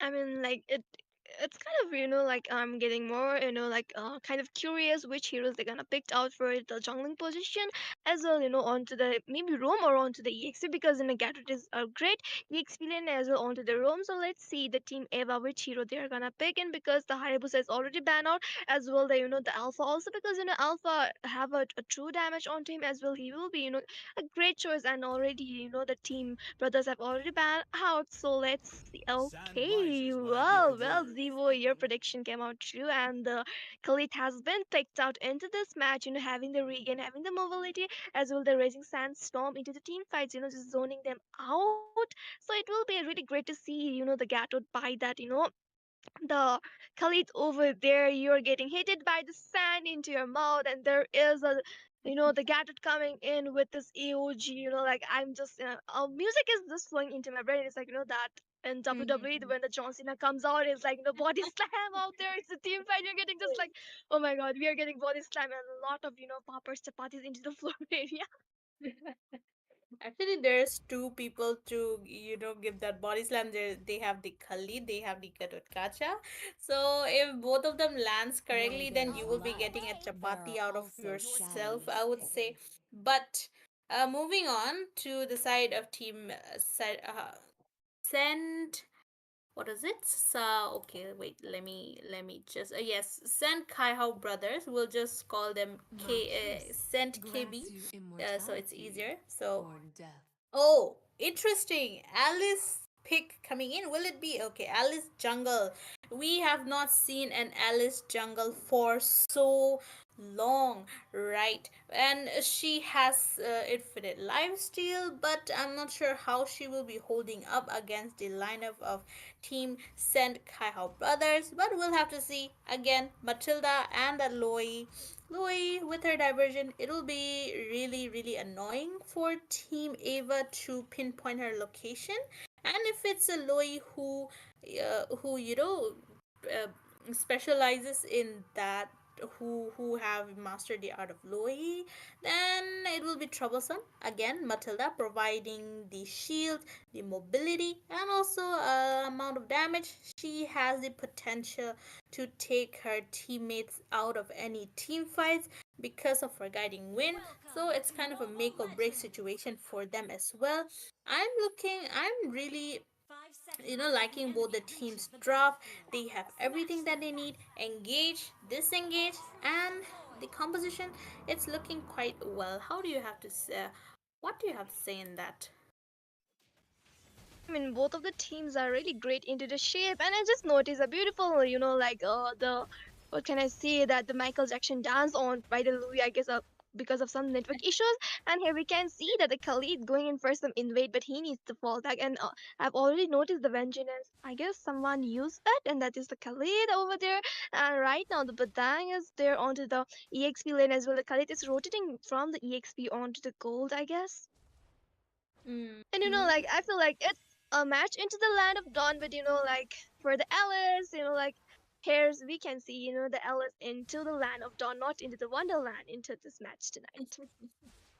Yep, Alice, we have an Alice for South until the Land of Dawn. But as I said, Khalid, he can go for an early game aggression, like how he's doing for the Matilda, and disrupt the juggle for the side of Team KAIHAO Brothers. But again, early game. Alice, she needs her level 4 to start doing a little more than what she is doing right now. And I feel like Team Eva, their lineup is kind of, late game based, and they need to play safe in their early game because they need to reach that late game. And for that, they have to play safe and avoid necessary team fights because aside from Khalid, they are quite, weak in the early phases, while Lucas is there and he gets his level 4 and he will be just spamming his beast combo, right? But look at Alice right there, though, quite fearless going in.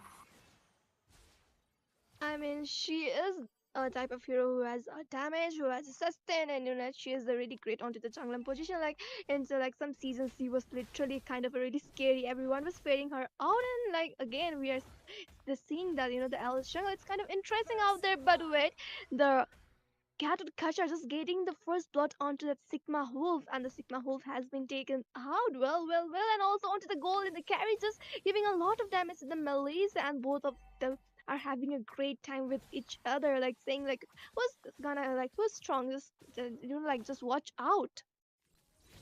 Mm, But the Senjin class coming in from the probably though. 16 as well, the bat impact. Oh my gosh, the carry was really low onto the HP. If the Sicilian have, like could have just hit one time, the carry would have just, like deleted out. But somehow the carry survived at this moment. At Carrie, she was, lucky enough to not get that hit from that bat impact. But again, there's a lot of invade coming in from the side of Team Ava. They know they need to get that invade. And Lucas focusing on that turtle. I guess Team Ava, they will be kissing the turtle goodbye. But will there be a team fight because I see four people onto the side of turtle. Okay, they decide not to engage right now and just focus on their farm. AOG wasted though because he just used it for a little teleportation. I mean, like, it's like, the Lucas, the Alice was like, "Khaj wo tum kachra, but tumhara buff to hum kha gaya." And she's happy because, the Alice literally need the blue buff, for her. Well, Lucas, he just came back to his, jungle and he must be wondering where did my blue buff go? Because I was busy taking turtle and someone took my blue buff. That's not fair. But again, so far both the teams they are playing quite safe and they are just trying not to take unnecessary fights, farm up first because look at the jungle, look at the goal difference. It's basically 200, so it's little to nothing. But either one of the teams they should have a lead, so they should be trying to go for a little bit more engaged. But look at that. Oh my god, the face crack combo as well. The man a great nation coming in from the team and will be getting kill on because as well the Lucas has been a lot and just take out the need to fall as well the because they are running out of HP and they just need to sustain out the Cecilia a great good start for the team Ava. I think team Ava is in a team that we and the Lucas is really low on HP and he needs to sustain out the fall back again. It's like rollback. Well, they still have the same gold, and the turtle is up. This time, Team Ava, they can, go for that turtle fight because they kind of need a little goal lead. And look at Alice, though, going in from the back line. She has the potential, she has her, kind of a mobility, she has her skill. So I feel like Team Ava, they need to uh, zone out Lucas first before they take the turtle, because with Lucas around it'll be hard for them. But again, Alice though going in quite fearlessly, Khalid quite in the back, he should be in the front to be honest. But let's see, because there might be a fight, man, team fight, because Melissa is also coming in. Definitely, and they're just waiting for a correct moment, and Alice is poking in, the Batang going in with the face break, but oh my god, the Sicilian with the bat face out there, just shutting him down as well, the EOG popping him from the Gato catcher, and they have a little bit of, the river control onto their hands, and the team Eva have started with the turtle dance out there, and Lucas is trying to get in there, but I guess he won't be able to get the turtle onto his hand, and it usually depends on the retribution timing, but the duality giving a good sort of damage, and let's see who's gonna, get the turtle onto their hands. The beast is out there into the beast form. Oh my gosh, the beautiful retribution coming as well. The duality giving a lot of damage, and the Khalid has been taken on as well. The Alice has been shut down, but the Lucas has been taken on by the Garrett Kacha. Oh my god, a lot of damage coming in from both of the team as well. Sicilian going in with the bad face, and don't know he will be able to survive or not, because there is a Matilda and there is a Badang surrounding him, and the face crack coming from that Badang as well. A duality damage by the Louis just shutting him down. Zoe, she definitely knows what she is doing, and she is dealing the damage as well. 311 KDA. Matilda is providing the backup as well. But I feel like she could have gone for the Flask of Oasis as the first item. Oracle as the first item, it's quite questionable because your team needs that shield, and it's relying on your heal as well. Because when they get low, your Flux will be doing its job. So note that almost all of these supports, they need to build the flux as the first item. It's kind of a universal rule right now, until and unless you're forced to build other items. But look at that, Yuina, another engage coming in, and mega kill in the hands of Loi right there. And Louis dealing a great set of damage out there with her duality. And again, the Alice needs to fall back. The base is going into the base from the Lucas, and I guess the Alice will be falling back out from that scene. But the Melissa was also doing a great set of damage out there, and she also needs to go back because there is no, the Khalid over there, and there's a gather, but still, they need to look out very carefully out into the team fights, because losing yourself, or like losing a teammate is not good as well. But the diversion play coming in from the Louis with the Lucas out there, oh my god, but the Melissa will be shutting down the Badang, the EOG connecting on to three people, oh my gosh, and the Lucas and the Louis has been taken down. A great set by that Gator over there, and the Matilda also need to fall back, like if she doesn't want to get cooked out on the goal lane. Hmm. The end with three people down for the side of Team KAIHAO brothers. Team Ava, they have full liberty on taking their lord, but they are quite low, though they need to be careful unless they want to get executed by the lord. But again, uncontested lord for them, and if they have the perfect lane sync, then they might just be able to at least take down their inhibitor, or best case scenario, they might just be able to end the game, but I don't think it will be possible. But again, Carrie, she didn't die once, and she is slowly but surely farming up, so she will be dealing the damage if she gets that farm for herself. But again, Carrie, she needs to be safe, she needs to be in the back line because her range is also short. So she kind of needs to play really really safe for her, because she is the lifeline of her team right now, and of course Aloy as well, but she is taken down. The Louis has been taken down. She was marketed. Oh my god, the bat was dealing a lot of damage. The Batang really low onto the HP somehow survived from the vampire guy out there as well. The Lord is marching from the top lane and right now looking onto the side of the team brothers. And the tier turrets have already fallen down as well. The Sicilian is doing a lot of damage from the back as well. There's Sustainer, the Khalid, the Gatot, as well as the Melissa out there. And the Lord is there. They're on to the inhibitors. Oh my gosh, what's gonna happen next? Oh my god, the Badang just going in, but no, he'll be getting shut down as well. The Khalid has been taken down by the Super King. Oh my god, a lot of fights are coming, a lot of actions, and a double kill for the Sicilian from the bad face as well. The Melissa shutting down the Louis, and that will be the double kill, and only the carry is surviving out there. Oh my gosh, what a turnover just happened on to there. Okay, I think Team Ava they can focus on that bottom lane and maybe try to end the game. But that was a great setup from Badang though, but they lacked the damage. And the follower from Khalid and Gatot Kacha did the job, and Melissa and Sicilian they were providing the damage from behind as well. And of course, the Alice, you can't forget Alice. They all worked really well, and with their team comp, and it's really getting annoying for the side of Team KAIHAO brothers because they are stuck in their base. They are not able to do anything. Okay, Loi, a diversion coming in, but Ang will be teleported in the backline. But will he be able to cook up something, or will he be getting cooked? That is the question.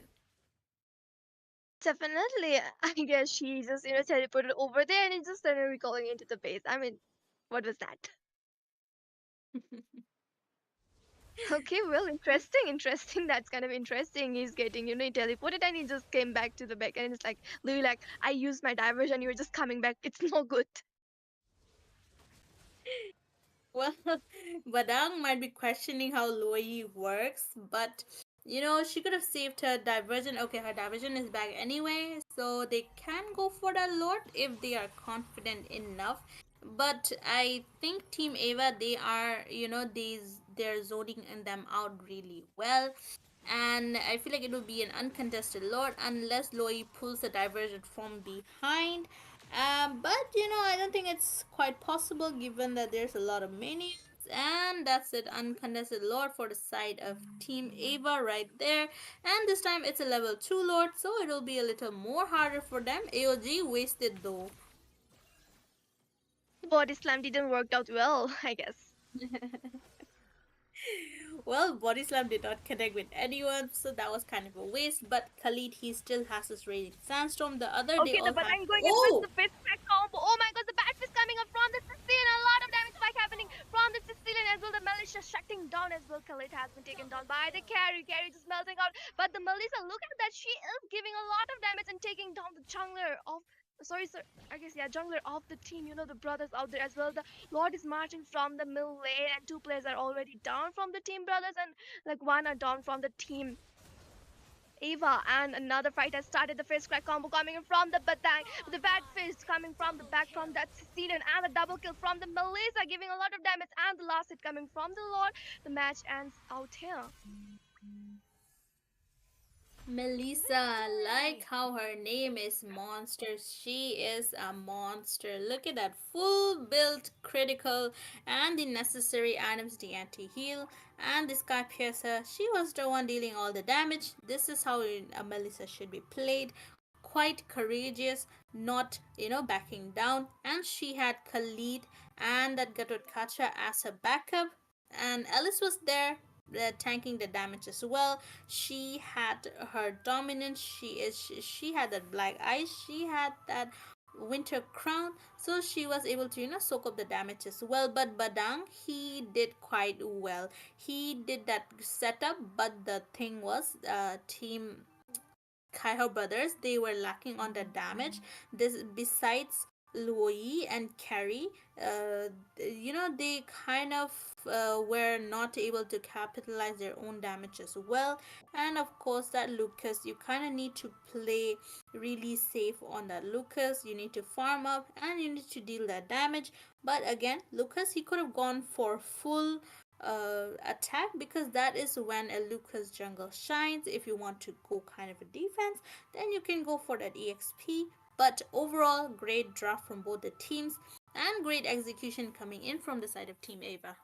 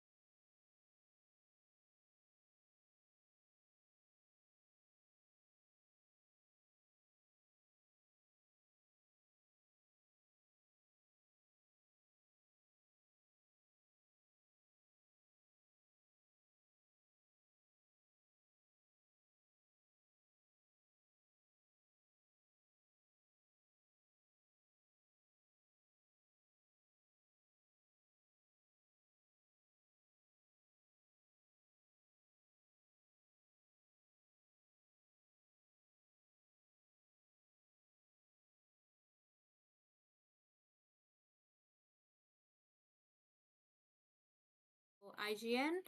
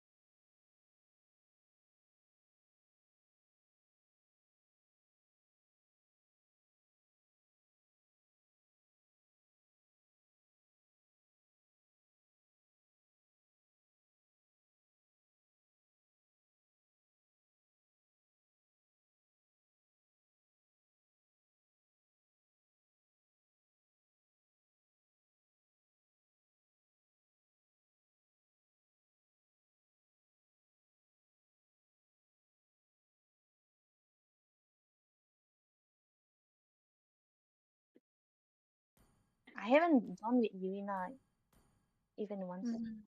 We I always Ah, read we have done. esports. Yeah. I guess we have done once in IGS. Is it starting? Oh, yep, it is starting. And welcome back once again, ladies and gentlemen. This match will be exciting because we have one team which has caught our attention. But before I disclose that, this time there is a newcaster that's joining us. You might all be familiar with her. With me, I'm Zero, and with me this time will be joining in my dearest friend, my fellow caster, and it will be Debbie. Yeah. It's good to be back here, in my debut tournament, I would say.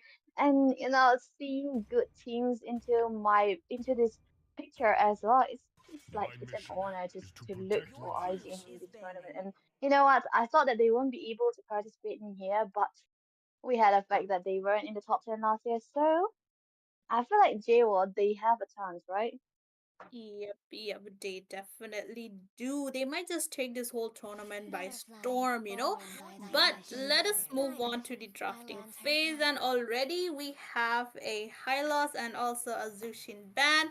So, it's nothing out of the ordinary. The Hylos ban, just to get him out of the way, just for the sake, because he is quite annoying with his glorious pathway, and he is also quite tanky, sustains a lot of damage. So rather than banning out other heroes which can be bursted down, they decide to go for something which is quite impossible, unless you have someone the tank killer, or maybe someone who deals continuous damage, right?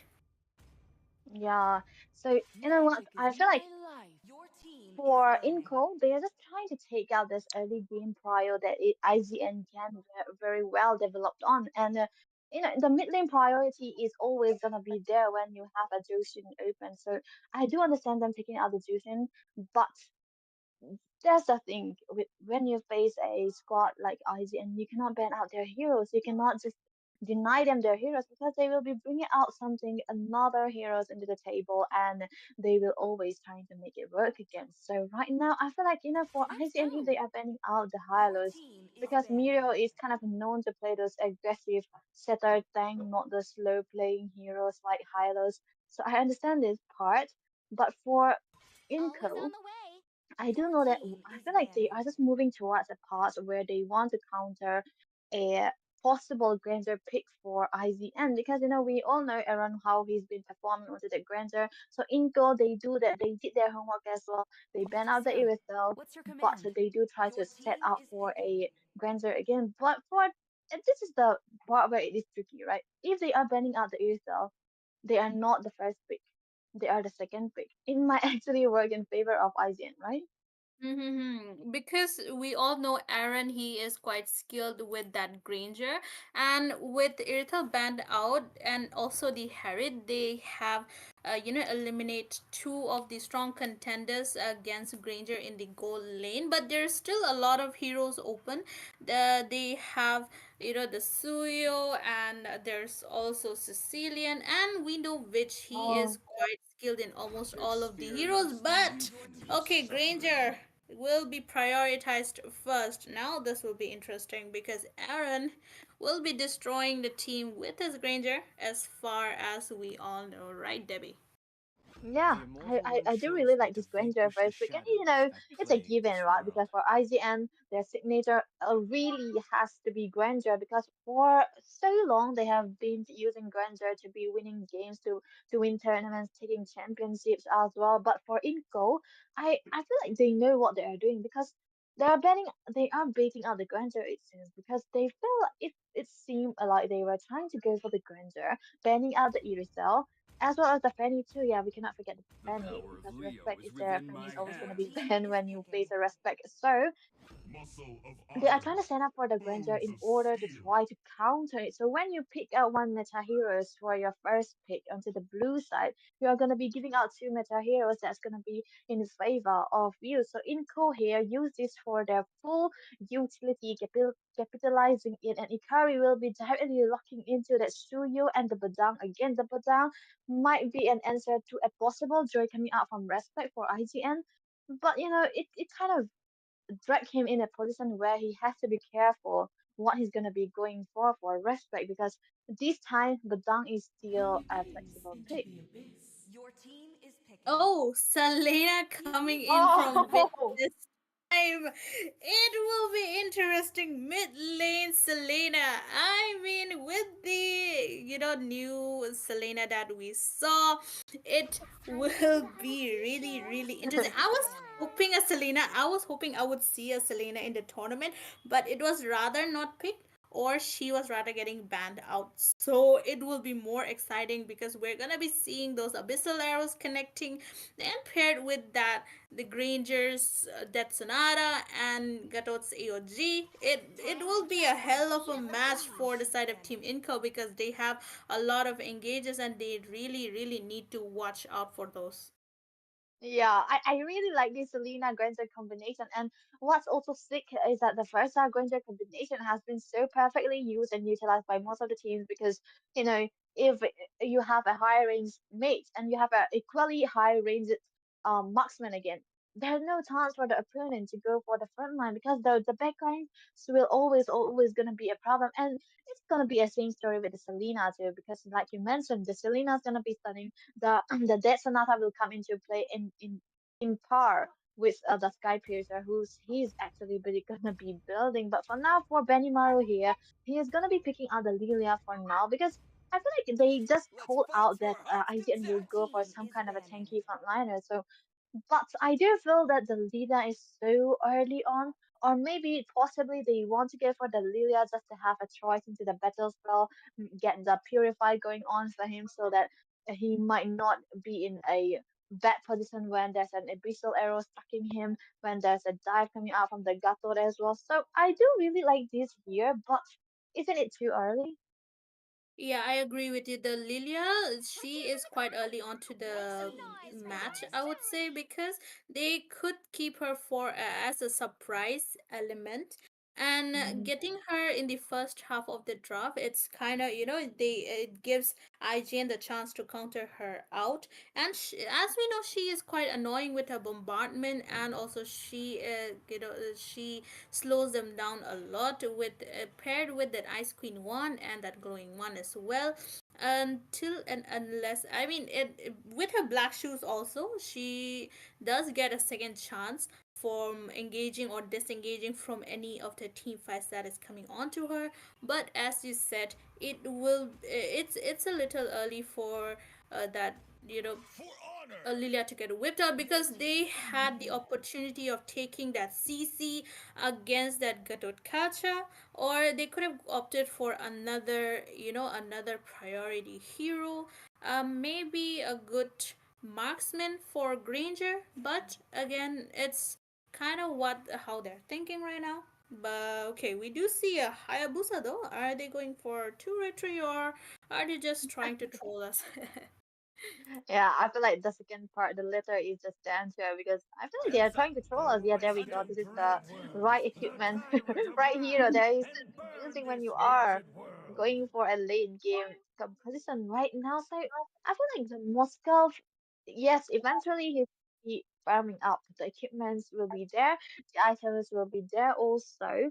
But when you are leaning against a ranged hero, right, like the Granger with the non-range hero of a Moskov, you're gonna have to be careful. And most of the time for IGN, I feel like they do play something uh like a dominance onto the goal side because they always have that composition where they want the XP to play along and go gang onto the goal side. So the Moskov at this position, at this point, he has to be very, very careful. So Respect gonna be picking up signature hero of the Fight! Fight Hayabusa, for the and ultimate we all know how answer he's gonna is be performing picking. on the Hayabusa. He's gonna be always marking out the Moskov time and time again. So at this point, what Enco can do is that try to pick out something very, very tanky that can soak up the damage coming out from any kind of hero for IZN, like the Granger, like the Selena too, because even though the damage has been burst quite a bit for Selena, there are so many bursty images. So, if he picks something up, something very, very tanky, he can soak out the Death Sonatas too, because we know that Granger is highly dependent on skills and not basic attacks or crits, so it might be in favor for them. I agree with you. And Badang, he should definitely go for that tanky build. And Chip, on the other hand, gets picked out. Might be a game changer for the side of Team Inco. And talking about the draft of Team IGN, they have aggression. Selena, the Hilda is there. Gatotkacha for the backline, and Granger from will be dealing the damage from the backline, right? And I feel like IGN, they might opt for an early invade, given that there's a lot of aggression for their side. Still though, Team Inco, they kind of need to watch out, because if they mess up even one time, it will be hard for them to make a comeback in this match. And also, since they kind of lag on that AoE CC, they kind of need to play it out really well and not take unnecessary team fights, because Yeah. one mistake and your whole team might go down the drain. Yeah, that's exactly what they should be doing, right? They do not have any open chances for mistakes. like you Welcome mentioned, they to have to be very Mobile disciplined. Legends! And I feel like for Lilia taking out the flame shot might not 5 be worth it seconds till because the for enemy reaches IGN the they are so tanky battlefield. and Lilia does Smash need them! the Purify to survive and you kind of Ultimate Mhm. taking deployed! damage from Zeus and from the CC from Bits as well. So, early game might go for IGN again. I feel like instead of that flame shot, they could have gone for purify. Flicker would also work because flame Four, shot in tournaments it does not really work out much, because it's a 5v5 where you are communicating with all your teammates, and that flame shot, because the lineup there will be frontliners and they would be playing really really safe. So until and unless you want a knockback, taking flame shot is not really of something you should be prioritizing. Mm. And that's what they are gonna be doing, right? But look at which first stun being landed on Yung, right? He is gonna have to survive even with a little bit of HP, but that's gonna be giving Oh, everyone that leeway that he's looking for. But the stun against Zero. look at Ikari though. But Selena was almost a Granger. Aaron, he is okay. He is safe so far. I mean, early early game, there's not much of engaged capacity coming in from the side of Team INCO. But for IGN, they have Selena, her Abyssal Arrow. They have Mirio on that Hilda. So it will be quite annoying for them. And as we all said, they kind of need to play it safe and not because they don't have much of that mobility aside from that Suyo as well. But they kind of need to think it through and just hope that there is no mess up around their part. What a first manipulative blood! hero is. Oh, But the first bot onto the top side, we just missed it. But look at the mid side against Zero. exactly. I mean, the Revitalize has been used up. Okay, which will be taking Vagabond out. She will be getting taken down. And that is 2 kills in the hands of Team IG. And off camera, first blood, it was Granger. And another member out for the side of Team INCO. They are still going in. They are aggressive. Look at that Abyssal Arrow connecting and Hilda doing all those zoning while Respect takes out that turtle for himself. Okay, Mirio gets taken down by 4 people. Chip was there right on time, and that is 1 kill in their hands. But still, goal lead. Ajan will be taking that. Granger. Aaron, though, he is quite fearless going against the Moscow right there. I mean, Moscow, he was not even able to do anything, and he is getting surrounded though. AOG connecting onto 2 people right on point. The chase is there, but will there be a team fight? Because I do not see any engages coming in. Hayabusa trying to give a poke on that Benny Maru, and look at that Hilda coming in from backline though. A really really great um avoidance of team fight, I would say. So far so good, but which look at that going in for Ikari, and Ikari gets taken out with her Abyssal Arrow and has a second form as well. And look at that, the aggression, as I said, they are quite aggressive. Moskov, I don't think he will be able to do much. I feel like they're quite helpless right now. Yeah, they are helpless indeed because looking at the position so far, look at the face crack being popped against Oh, Ethan. He's in trouble. The Revitalize is there to save him, but for not for long. Lilia will be the one securing that kill, but another kill onto the hands of Respect again. The stun is always there, right? Because look at that. The vision provided by Muriel and the stun provided by Witch is always making them alive. When Yumaru, he has to back away. Oh, another stun again, but I feel like this is a fight IGN wants to take time and time again because Selena, if it is present with a very, very short cooldown, you want to go for more. You want to go into fights time and time again. And what can a Lilia do? Because she's not bursty. She doesn't have a CC. She doesn't have any means to zone you out into this early stage of this game. But look at the position of the Moscow so far. He's taken hmm. quite low, but he has to be safe, right? Yep. Even if there's a backup for Granger, he Oh, still goes for that 1v1. But look at that, a team fight might be popping out in the turtle lane. Okay, Moscow will be getting taken down by Aaron right there. No, no mercy for him. But Respect will be getting taken down by the fist crack as well. Ikari onto Zozen, and he will be getting taken out. Which Flicker right on time, and he gets away right on point. The Aaron Flicker has been baited out. Which are she trying to go in? But he will be escaping right on time. That was quite a great prediction. And Benny Maru gets taken down as well. There is still a chase. Mirio onto Ikari. That's it. He gets taken down, but will he survive? Okay, 4 people onto him, and the Petrify really helped Mirio get taken down by the side of Team INCO. I feel like IGN, they are just taking their sweet time and not Yeah, really into a serious mode. They're just trying to enjoy the game because they want to be chill. And talking about chill, they have the second turtle onto their hand. yeah, and it's gonna be giving them a very, very perfect lead into this goal lead so far. And what's worse is that the Moscow onto the top side has been losing 1v1 again without the eight of his team. With the eight of his team too, he's been losing, so it's not gonna be good for them into this late game.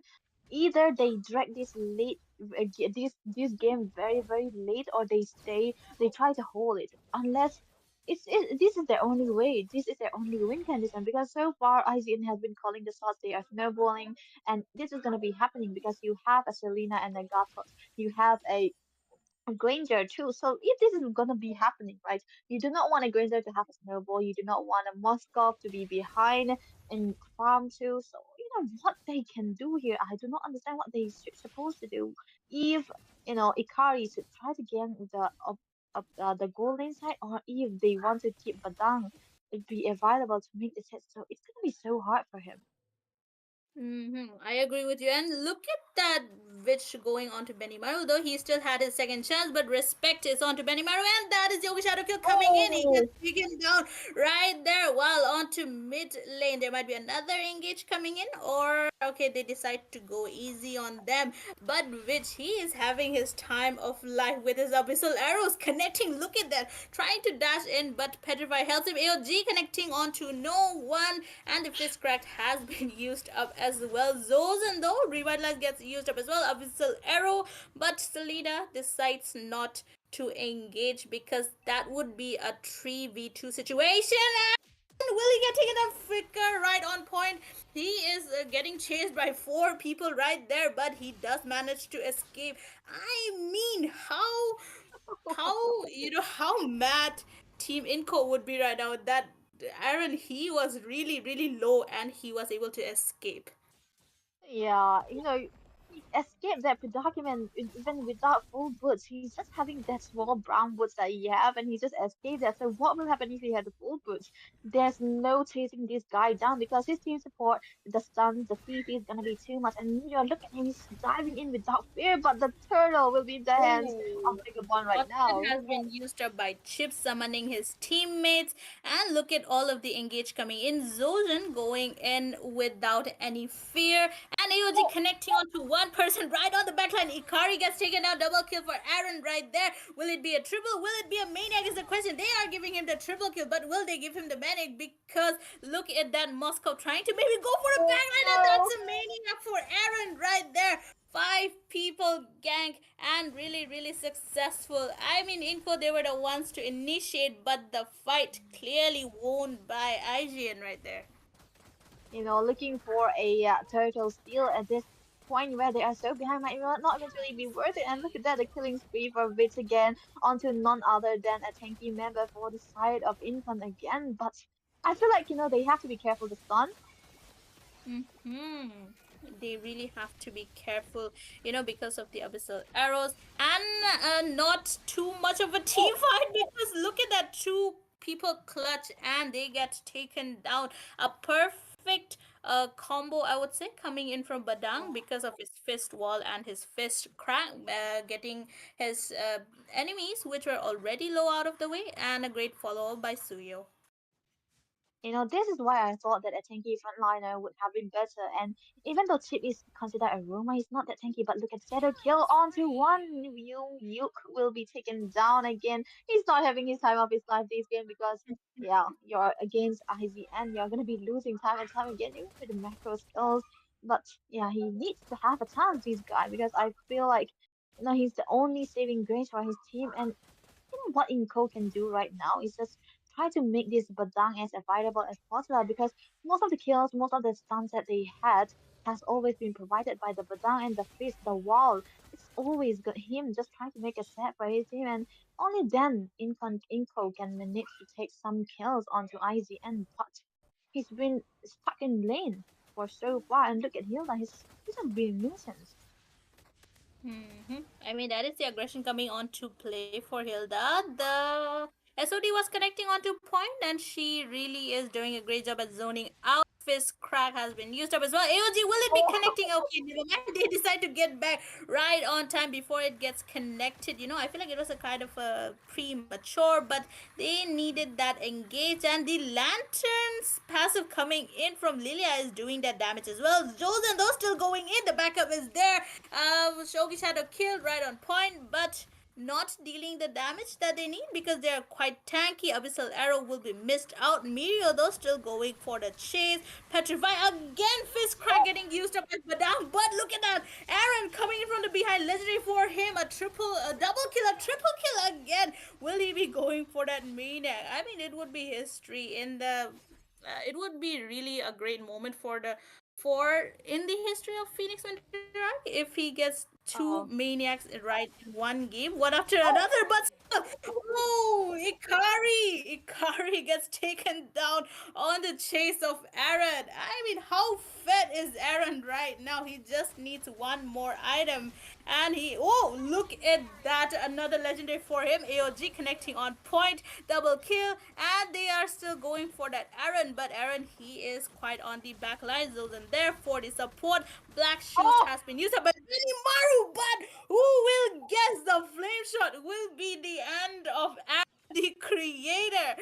That was quite unexpected. I mean, the oh. flame shot really did the really did the job of shutting Aaron down. Mega kill. Oh my god, respect me made his, existence known by just taking down solo killing Ikari onto the Suyo, onto the base as well. But look at the stun again. Oh my goodness. Benimaru, he has to survive with that backside, but oh my god, onto the backside. You take him down once again. Another Double stun coming kill. off of the down double kill for you. You again onto that Moscow. Oh my goodness, this is what he needed. This is the spacing that he's looking for at this moment. At this moment. The Ice Queen being built by Benimaru, I feel like he should have prioritized this going one because of the presence of Hilda, because of um the Gatot Gata on Josen and Mio. So if he prioritize that hero, he might be eventually taking them down so early on easily. But look at that, but down again duo. Yeah, but that will be getting taken out. No mercy for him right there. Getting punished for using up that fist crack onto them. And Hayabusa, he has a lot of burst potential as well. Suyo, though, look at the damage Oh, coming in. Ikari! He was about to be on the mercy, but he gets taken down. Double kill for Aaron right there from the backline yet again. One person remaining to defend the base. The IGN, they are planning to end it without the Lord. Black Shoes has been used up. AOG of using everything just for that Liliana killing spree right there. Full team wipeout, and the victory will be going in the hands of Team IGN. oh, this is what IGN signs Victory. in, right? Just trying to give that around the Granger. This is his signature. You just don't go banning out a different heroes when you are facing Izzy and with Aaron in it. So he has to be doing something, right? He's got to be cooking with that. He did manage to get 39% damage dealt onto the opponent, and we have seen right how much of a damage he have been dealing in the Rhapsody with onto the Moskov. He was getting one shot with the 66 stacks on Skypiercer. So, you do not want to give out this hero to IZN. So when Inco did this trouble, they should have tried to focus onto the Moskov and give him aid, give him a protection, just try to be with him as much as possible. But chip the chip pick coming out from Inco might not be their saving grace because he isn't that much of a frontliner. He's just made for sets. He's just made for shortcuts, just trying to provide that macro factor for your team. But he's not one to soak down damage. He cannot soak the damage coming out from the Rhapsody, from the Destinada. So when it happens with the Abyssal Arrow too, it wasn't enough for the backlines to take him down to sustain a little bit. Only the Badang has been, that perfect um member, perfect player that has been setting for his team. I agree with you. And mad respect to Inco. They really put up a great fight against Team IGN, one of the strongest team in India. I mean, it went, kind of downhill when they messed up a bit and they were not able to provide the backup on their marksman as well, because Moscow, he was struggling against that Granger, and if there was a little bit of a backup, then they would have been able to maybe take that game for themselves. But you know really great team comp from both the teams, really great execution from IGN, and also the AOG placement right on point, Yeah. great backup coming in. And you can't forget the Rhapsody and also the Abyssal Heroes. I mean, Abyssal Heroes, they were really annoying. It was stunning almost 90% of the time, and which he was having the time of his life, stunning his enemies with that Abyssal Arrows. Mm. You like is that very accurate. Don't give this guy any hero. What can they do in the ground is just not try to ban him out. Just give him his comfort and try to counter it instead, because IGN, I feel like they do usually go for this late major picks, just trying to counter it and go for this early EXPs.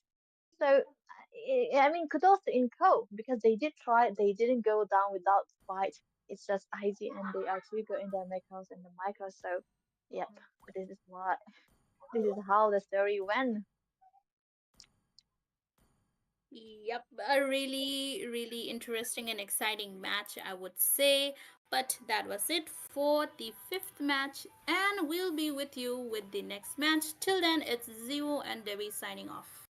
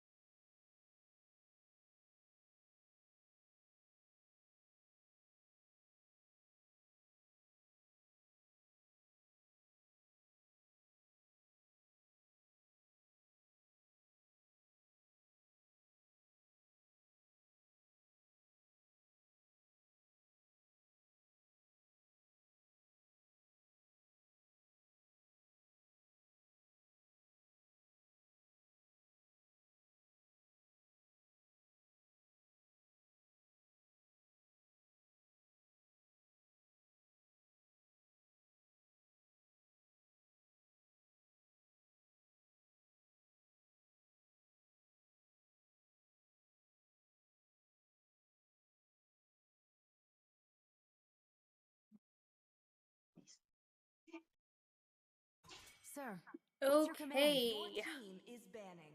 After the exciting match that we saw between Team IGN and Team INCO, we are presenting to you the sixth match of the day.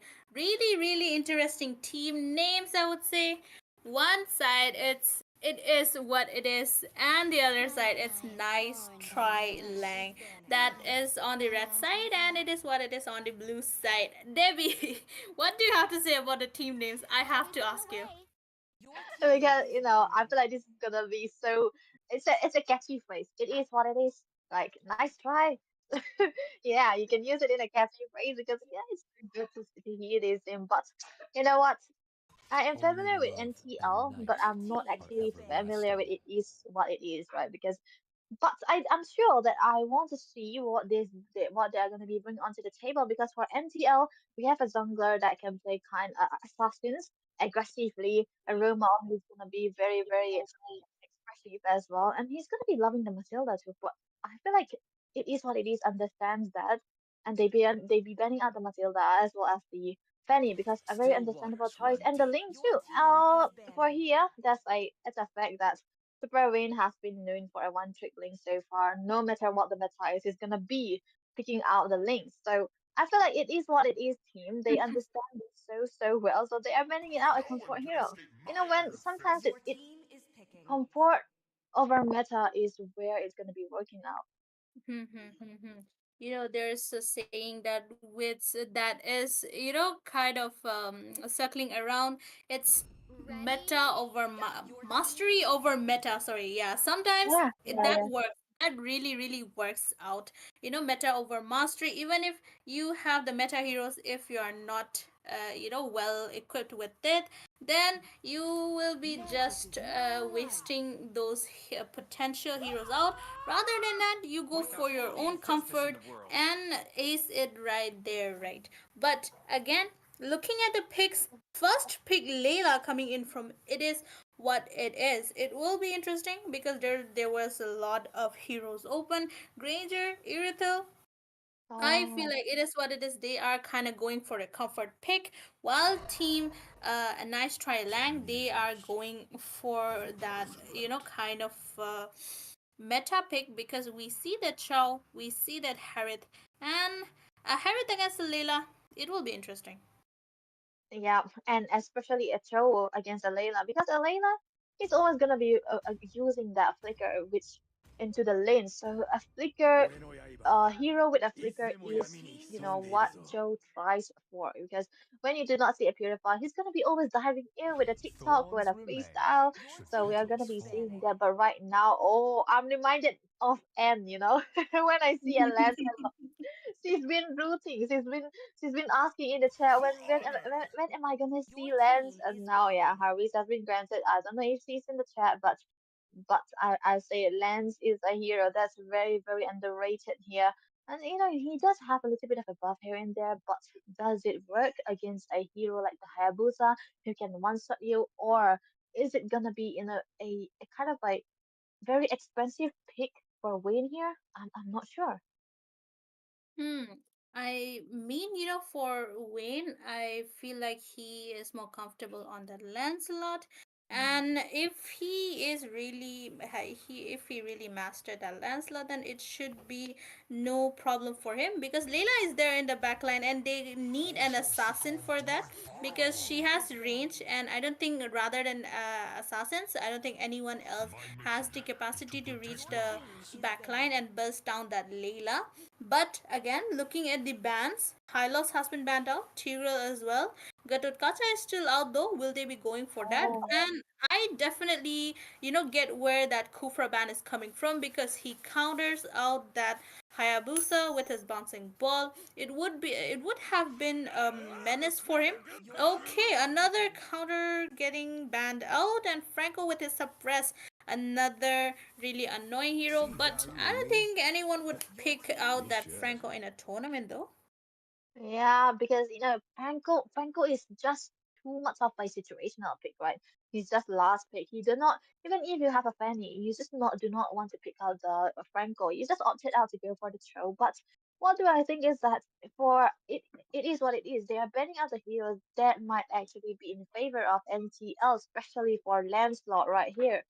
So, maybe they are thinking a little bit too much. They could go for something of a comfort right here so that they can make up for what they are banning for. But for using An right here, he's just gonna I go am for the a priestess of primal Veteran life, the XP. hunter of I, all I, the do, evil I do not know gods. what they are cooking here because Veteran XP hasn't been that much of a popularity. You do not see Efredin into the experience because of how much of a slow farmer he is. He just wants to be available most of the time into the lane, into the jungle. So this is kind of an unorthodox pick, I would say. But for Samixa, I really like this Vexana pick here. But what can a Vexana do against a Lancelot who's gonna be diving out? He can use another dive with your Eternal When Guard you too. gaze So into the yep, abyss, for Pau, the he's gonna abyss be stands as securing this draft with that Selena here. See, that is what I was talking. I was gonna talk about as well because Vixana, you have your Eternal Guard, and Lance, he needs someone for his mark to be on, and Yeah. with that Eternal Guard, it gives him more opportunity to come towards you because he has one extra person to stack on to burst you down, right? So I feel like Vixana needs to play out well and be away from her guard as much as possible when Lancelot is around. But again, looking at the draft of both the teams, what do you anything you wanna say, Debbie? Yeah, I feel like, for early game, it's definitely going to the hands of NTL because for Night Lang they have a Selena, and we have seen how much of a problem that early game Selena was in the last year, right? Into the hands of Witch IGN nonetheless. So with a combination like a Cho and a Selena into your team, the mid lane prio is definitely be going on to the hands of NTL. So they have to be for it is what it Welcome is. to They have to be Mobile careful into this early Legends. game because they have a Vengeance Teresa who's not gonna be heavily rotating 5 towards you seconds till the towards the enemy mid lane, reaches but the a Fredrin who battlefield. have the blink skill Smash in them. order to have that, All high troops chance in deployed. rotating so far. So I would say mid prio is definitely for NTL. Maybe they can secure this objective the first time around. Absolutely, I agree with you. And Selena and Cho, they can do a little bit of poking here and there with her abyssal arrows. And Cho, he has his mobility, so he can definitely, go around the map, maybe delay the jungle of Hayabusa there a bit here and there. Oh, And look at that abyssal arrow connecting right on point and falling behind. Won't be falling behind, though. Will he be falling down? That is the question. But his Flicker has been used up as well. They are still chasing first blood for him, for Hayabusa right there. I would say it was kind of wasted of early game oh, aggression because there was like really no one but Samisha. Also, look at that super win right on time to burst down that Vixana. And Hayabusa, will he be giving up his blue? Okay, but they still have all of the blues together. oh, that was one level gap coming out. And this is the presence where we are saying the Selena is gonna be so much of a nuisance into the early game. But look at that, a lot of skirmishes, a lot of stuns. There's nothing for it is what it is to do. Oh, look at that. All of the engages coming in. Super Win gets taken down by Samiksha right there. The chase is still there. Though Layla will be getting taken down as well. Selena on to Samiksha. She does not have much of a damage, but look at that. Damn cheesy. Will we get taking that Vixana down? Okay, I was not expecting that much of a big damage coming in from Herod right off the early game. But it shocked us. It shocked both of us. Yup, it did shocked us because Azure Blade is his first choice of item, even a small items to say the least. Because Sam PC is just good in the rotation so far, but I would say Wayne did kind of throw a little bit and bow too. He just fall out into the hands of the deadly girls too, but the stun is being well connected. Look at that, yo. Look at that way of the dragon onto Shamik and she will be getting taken down a 3, 4, 5 man rotation coming in from the side of Team NTL. And Iwusa will be getting taken down by Super Wayne as well. The Phantom Execution gets used up. That is Guman getting taken down as well. Though, will Selena opt for going in with that Alice. Oh, Oh, oh, Edith. Okay, okay. That was, I feel, a wrong dash coming in from Edith, and Selena takes the kill. I mean, really, really daring, I would say. yep. You know what? I know that this guy is so good on this assassin beast power QT, so he might be a little bit more comfortable on the hero like Selena, who's gonna be so dashy. But look at the stun again. He's gonna be Oh, that was the big stun. Oh oh, my she goodness, might that go was a for lot of again. Oh, stun. oh, look at that. Okay, at least Edith saved her from getting chomped down by that abyssal arrow. You know what? This is why I do not want to play against the Selena, especially when you do not have a someone to just block it out for you. This is he's gonna be always on your toes, always trying to take you down. But also, of Oh. course, like Yum taking down the Layla. See, I mean, Layla, she flickered out, but not on time enough, right? And double kill for him right there. Will he go for a triple kill? Because vengeance is there for Edith. Super Wayne, though, waiting for his skill to have a cooldown. Thorn Rose gets used up as well. The Earth Shatter coming in, and CMTZ is quite low. There are no minions. Oh, he's still going in for that. Oh, I mean, Edith, she is quite tanky, and I don't think you can burst down. But Layla, she doesn't have her damage, so her destruction rush won't be taking CMTZ out. this is where the negativity of a Layla is, right? You do not have an advantage when you do not have an early game coming out from him. But Daddy's here. He's just not having a good time with this boss because Selena is always there trying to distract him. Look at that. Eternal Guard gets used up Primal Wrath as well. Super Win, he is quite low. Does he get taken down? Yes, he does get taken down by Daddy's here. Another kill. And Selena gets taken down as well. Fred Dreen onto the chopping board and double kill for Samiksha right there. Will they be going for more? Okay, they decide to disengage until and unless falling behind does something out of the ordinary. But again, that invade did not give fruitful results for the side of Team NTL. Still, though, they have the goal lead, they have the score lead. They just need to get their map control back. Oh, again and again, CMTZ just winning out against Layla onto the goal lane. This is why you do not want to face a Layla with a Harris, right? And CMTZ not bothering to think about it, just trying to lock down the Harris at time so fast. And I know that this guy has been so perfectly comfortable onto this hero, so this is gonna be a good matchup to say the least. But the stun is gonna be there. The primal rest being yours, Jawa. Yep, three people onto Edith, and Sam TZ will be taking that godlike for himself.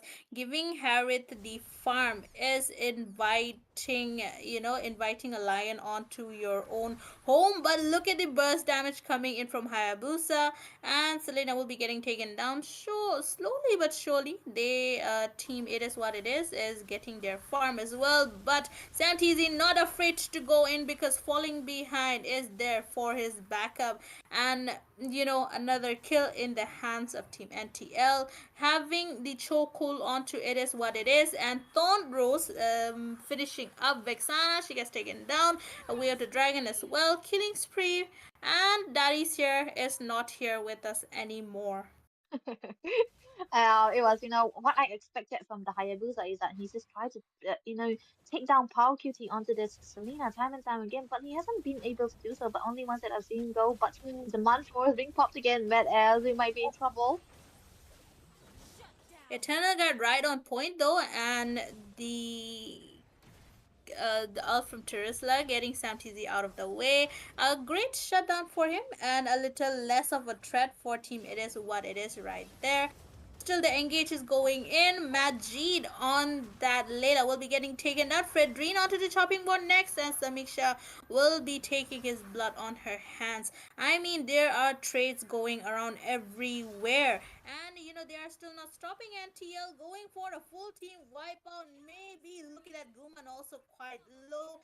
Thorn Rose doing the execution, and he gets taken down.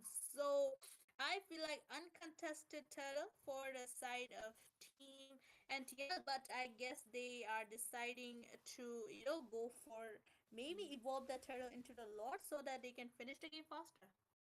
Yeah, that might eventually be doing wonders for them. But look at Palkia, he's just trying to be as aggressive against a Hayabusa. He might be in trouble there, but falling behind, just trying to save him, but not enough. He'll be taken very low. But Shanti's into the picture. He will eventually manage to help Palkia to take him down. But I feel like, NTL so messy that what it is what it is. Oh, look at it. The kick. Ow.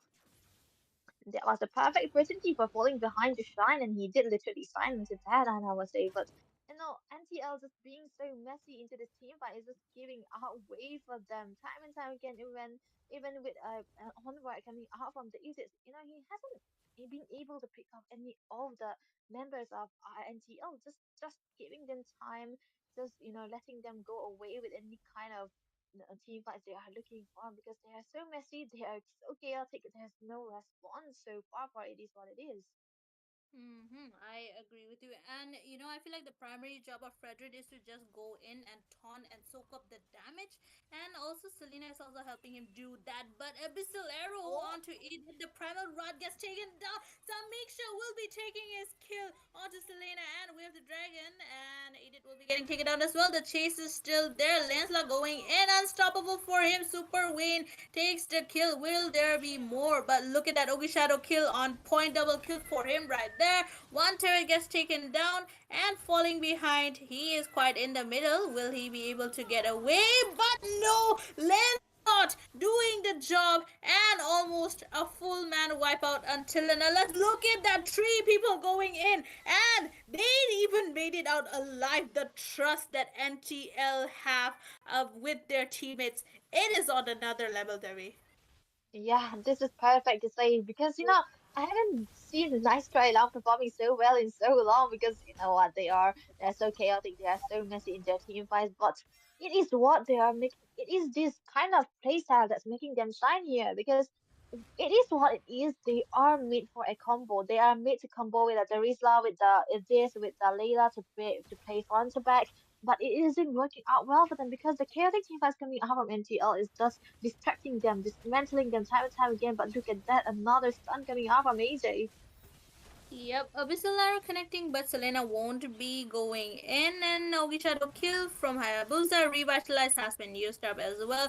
Destruction Rust not doing any damage, but Super Wayne, a legendary for him right there with all the damage coming in. Killing spree for Harry, double kill. Okay, Majid gets a shutdown on to Lancelot, but Sam TZ will be taking the final hit and Layla will be getting taken down. Daddy's here. Is he trying to do something? Oh, okay. He did try to do something, but look at the Oh, cooldown and also the skill of Harriet right there. He just went in with his Zaman Force, with his unlimited dashes.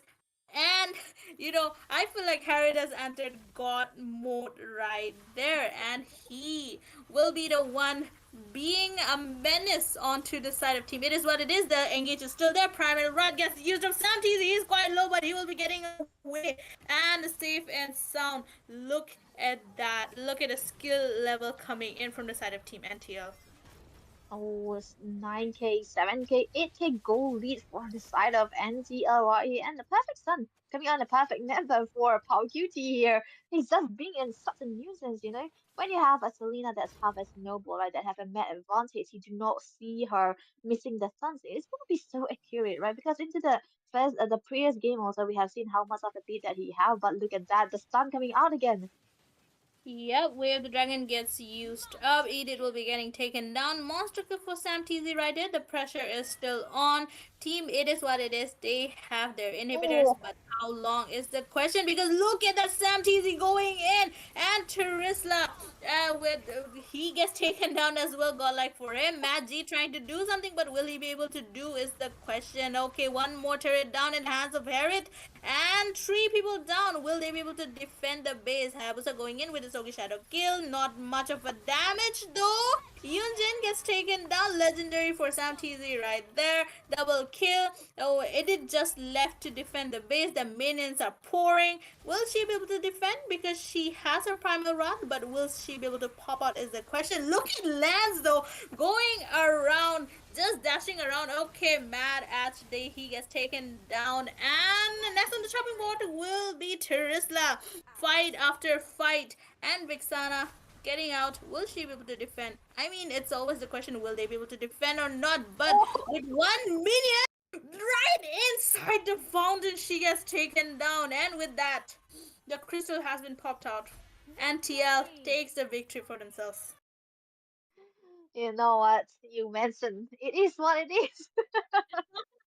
For it is what it is. This is what they are going to be facing when they have a team literally named Nice Try Long.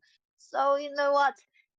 I would say just ban out the Selena, into the upcoming games because she has been so amazingly used by every of this player. I feel like Selena just require a lot of map control, a lot of map sense, a lot of micro too. But the Selenas we have seen so far have all that kind of equipment into their own hands, so they manage to be a that distractor that win conditions for every team they are in. So Siam TG has been winning his lane time and time again, and an interesting equipment for him as well with the item he was opting to go for enchanted talisman so that will have a lesser cooldown on the ultimate as well because we have seen how much of a damage he have been having with the Zaman force. So I feel like he did wanted to use that unlimitedly so that he will be able to escape some predicaments he's in. He will be able to go in aggressively. So at the end of this game, when Harriet was so farm out, when Siam Dizzy was so farm out, he has been such a distractor that whenever Pau would just want to land kind of abyssal stuns, it's just abyssal arrows. It's just gonna be stunning them time and time again. So this is where Wayne's gonna be coming in, right, with the Lancelot.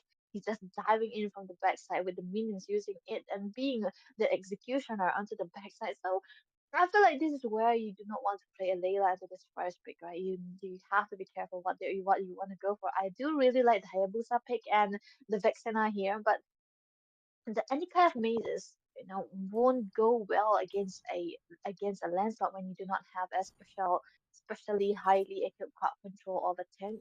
Doesn't have that with the onward or the offsetter. It's not enough to catch a Lancelot because he have a very very delayed kind of skill set. So the lack of stun, the lack of answer coming out for the Selena or the Harris or the Lancelot was it for Nice Long.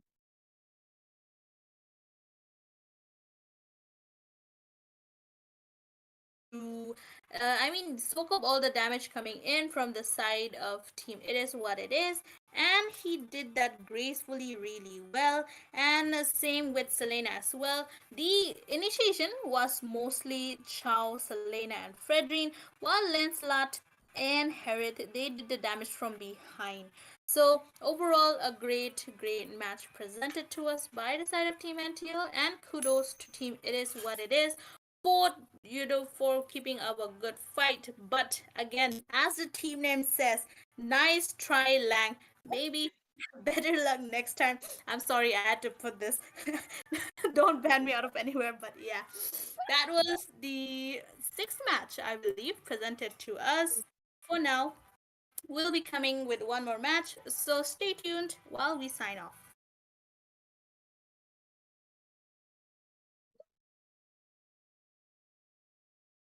Nice play lang.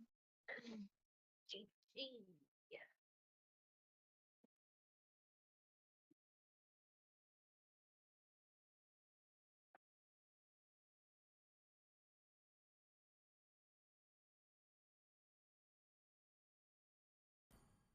Classy heroes. Oh, they're here so fast.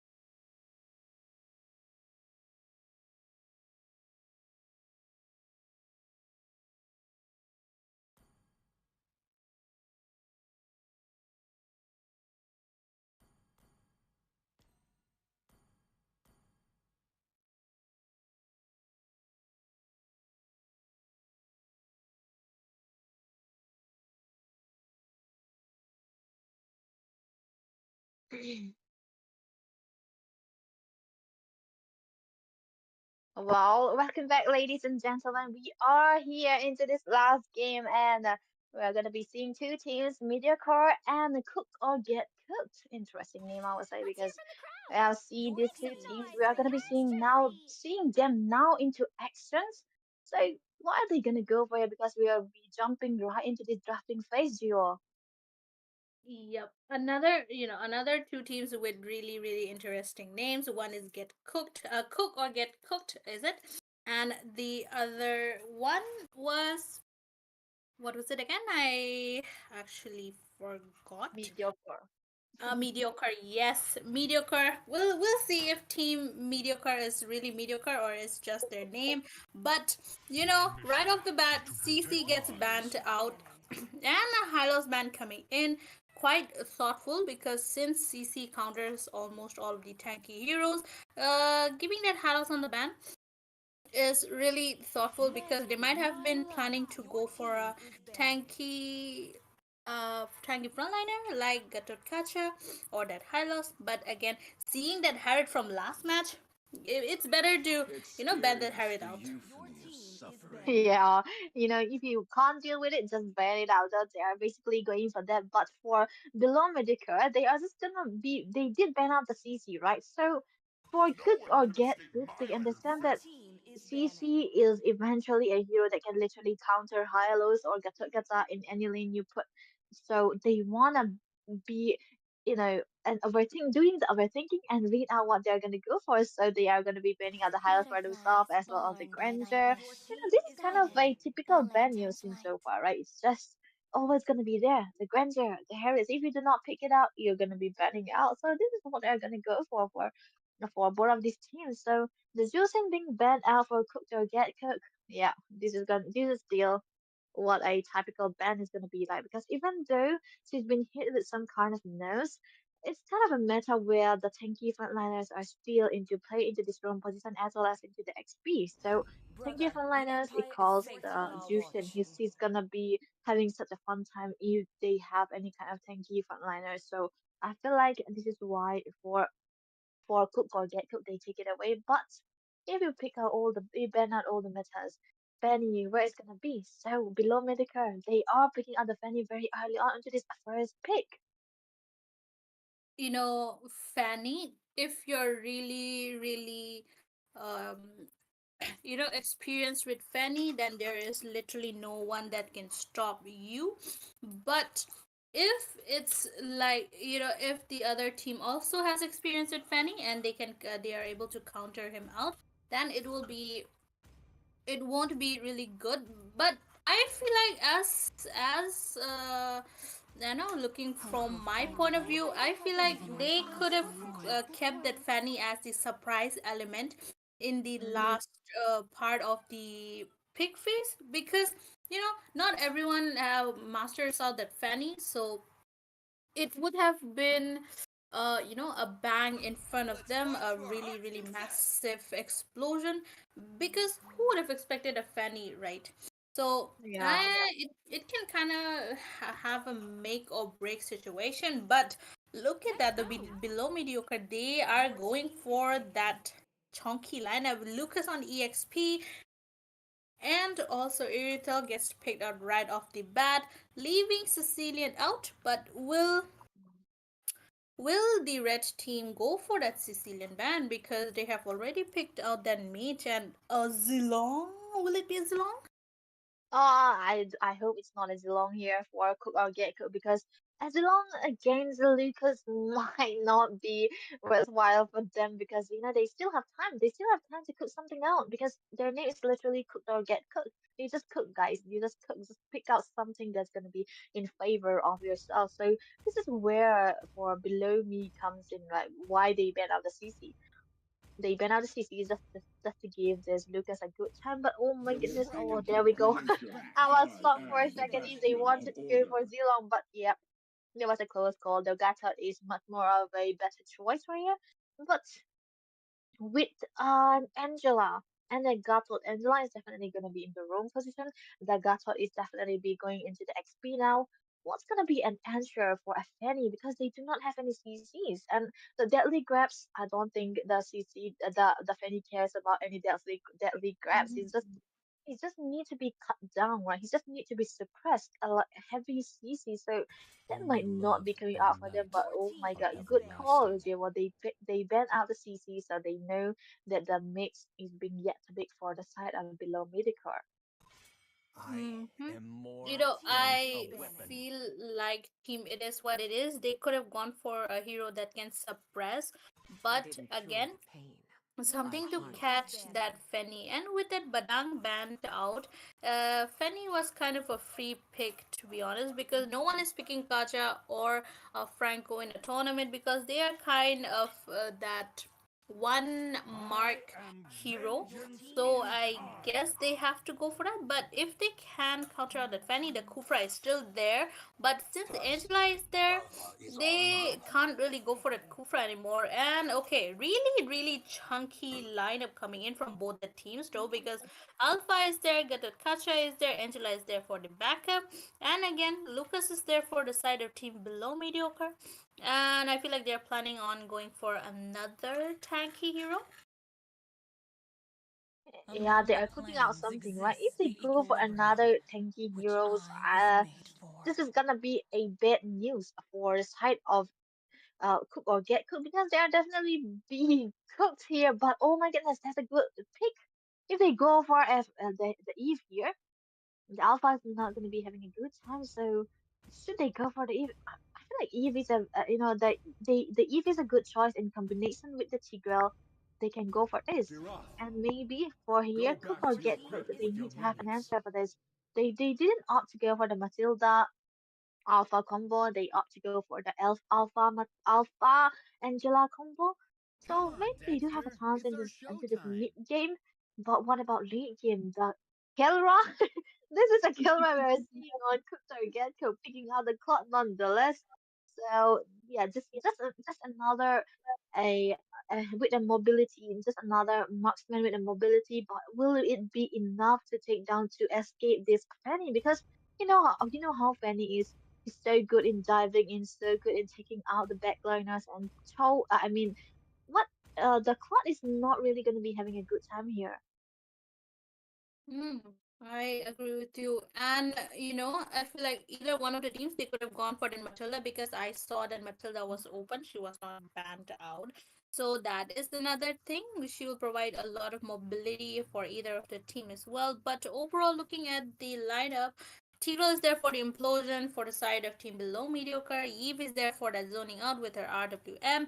Fanny is there for that finishing, and Irithel for that late game security, while Lucas he sustains and deals the damage, right? And also for the side of Team Cook or Get Cooked, they have the Angela for Alpha there, Angela Alpha combo, quite famous. And again, a lot of CC coming in from Vixana and that AOG from Gatakacha to Zone as well. So overall, both teams have quite a strong draft as well. But okay, I just noticed the username of Lucas and it's forced to Or EXP. Really interesting because yeah, he is really getting onto that EXP position. But look at that though, Tigreal trying to zone out Alpha Fanny going in with it's kind of a signature mark for all the Fanny users to just it's kind of a what to say norm at this point to go in and disrupt the enemy's jungle. But again, Lucas quite interesting of a position I would say. yeah. He's just trying to be a nuisance, right? And he knows that he's gonna be having a lead into this XP as well, into the clearance wise too against the Gatot Kacha. So he's just trying to drive it. But look at that Fanny taking the first bot like we already know. Because this is a Fanny, right? And Angela, you're gonna be so squishy and you do not have a flicker, you have a purify. What's gonna be a purify in favor when you have a Fanny? So this is where the starting is gonna be good for below Medicare right here. So you have to be careful, but look at the alpha.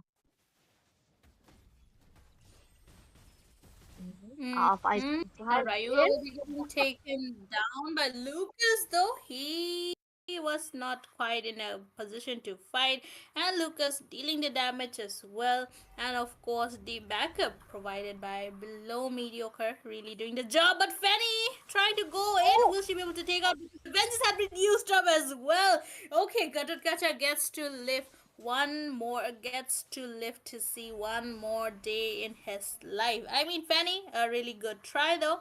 He needs his purple buff before he goes for that turtle engage, while Alpha is also on his red buff, so I guess both the rotations will be done at the same time. But look at the zoning coming in from below Mediocre though. yeah, they are just perfectly on time because Tucker onto the Eve just trying to be as such a nuisance with the crystal time and time again.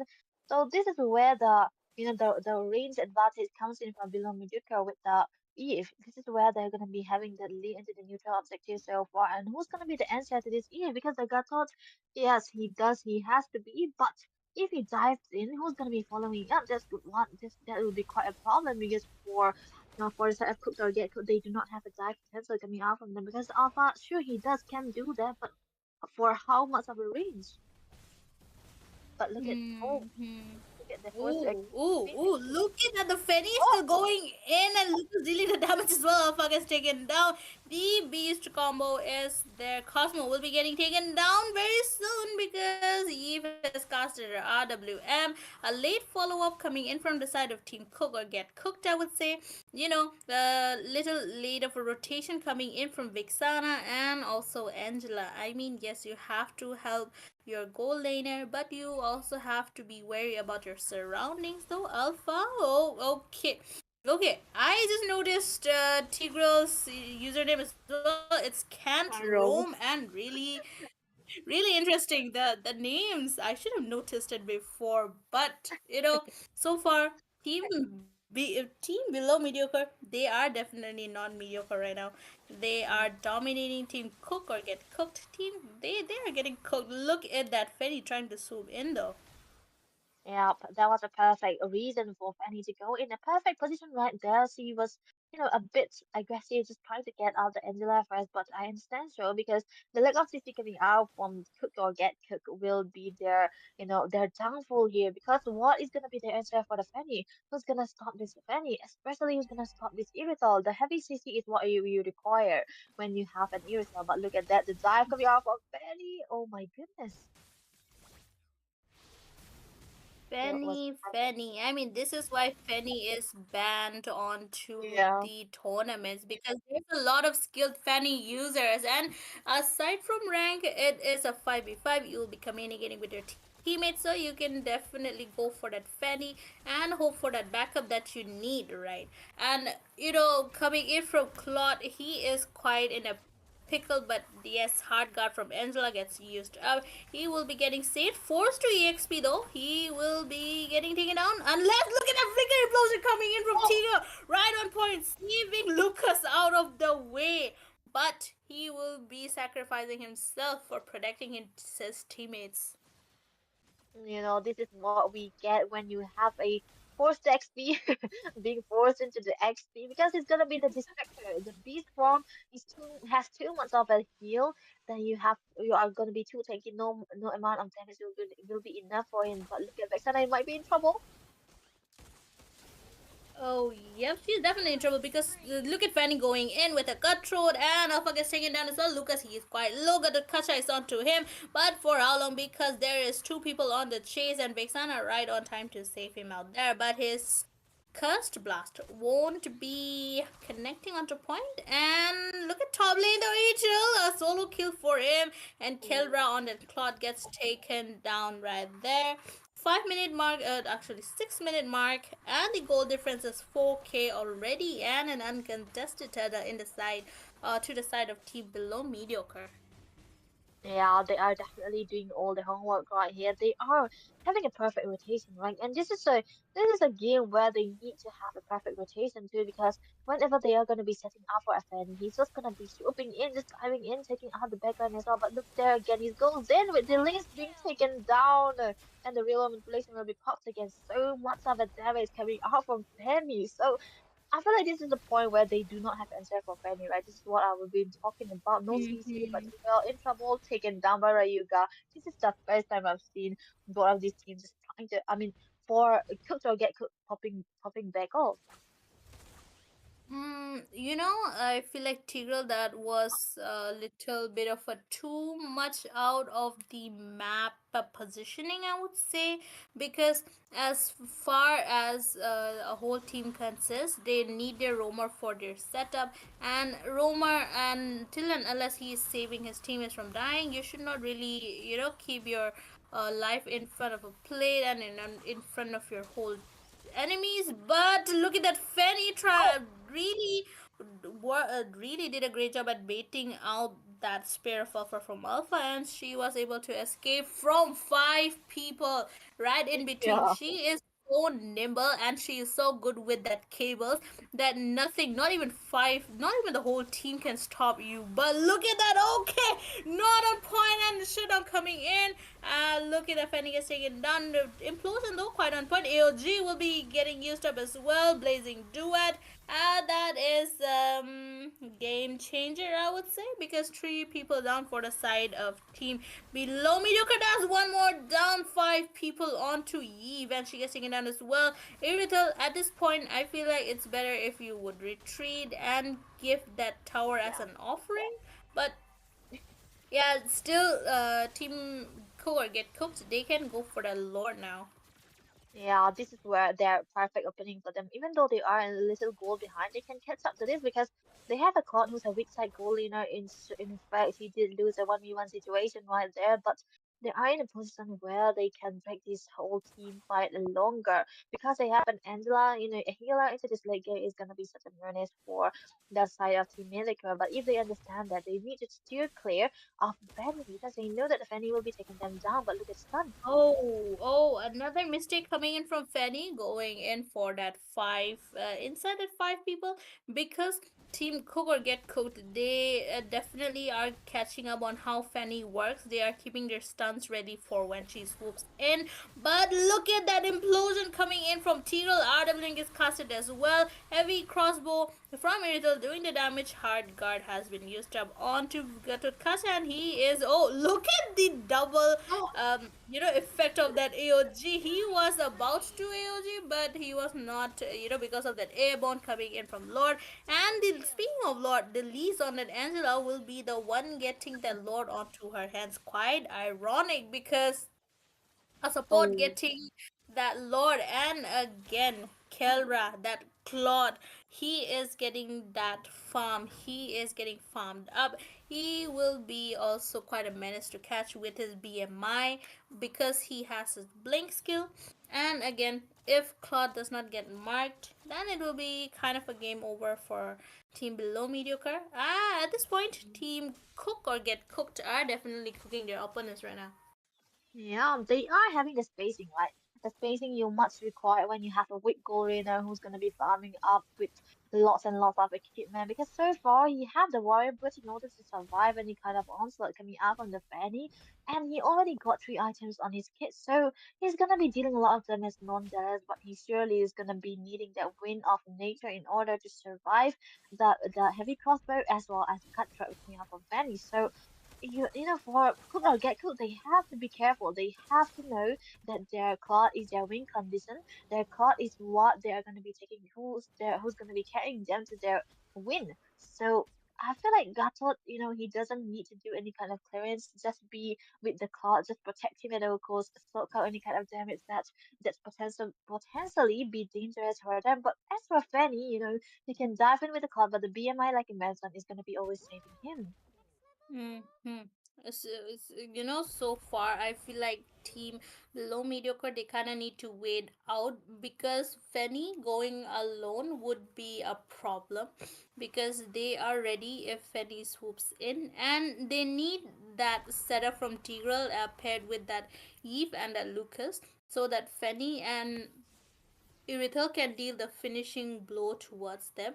And it's a really thoughtful way of coming in from Fanny, because she's going around the map pushing in because she is quite nimble as well. But look at that, another engage coming in. RWM gets used up. Lucas's beast form has been used up. Claude going in with his BMI and his blazing duet. He gets taken down though. AOG connecting onto two people right on point. Spear of Wolf and also implosion coming in from Tigre. Look at all of these skills getting used up. Okay, Irithel, she has a damage with her heavy crossbow. She gets taken down. Ryuga, another kill, double kill for Irithel right there. This time, Irithel might be the one carrying the game. Early game it was Penny.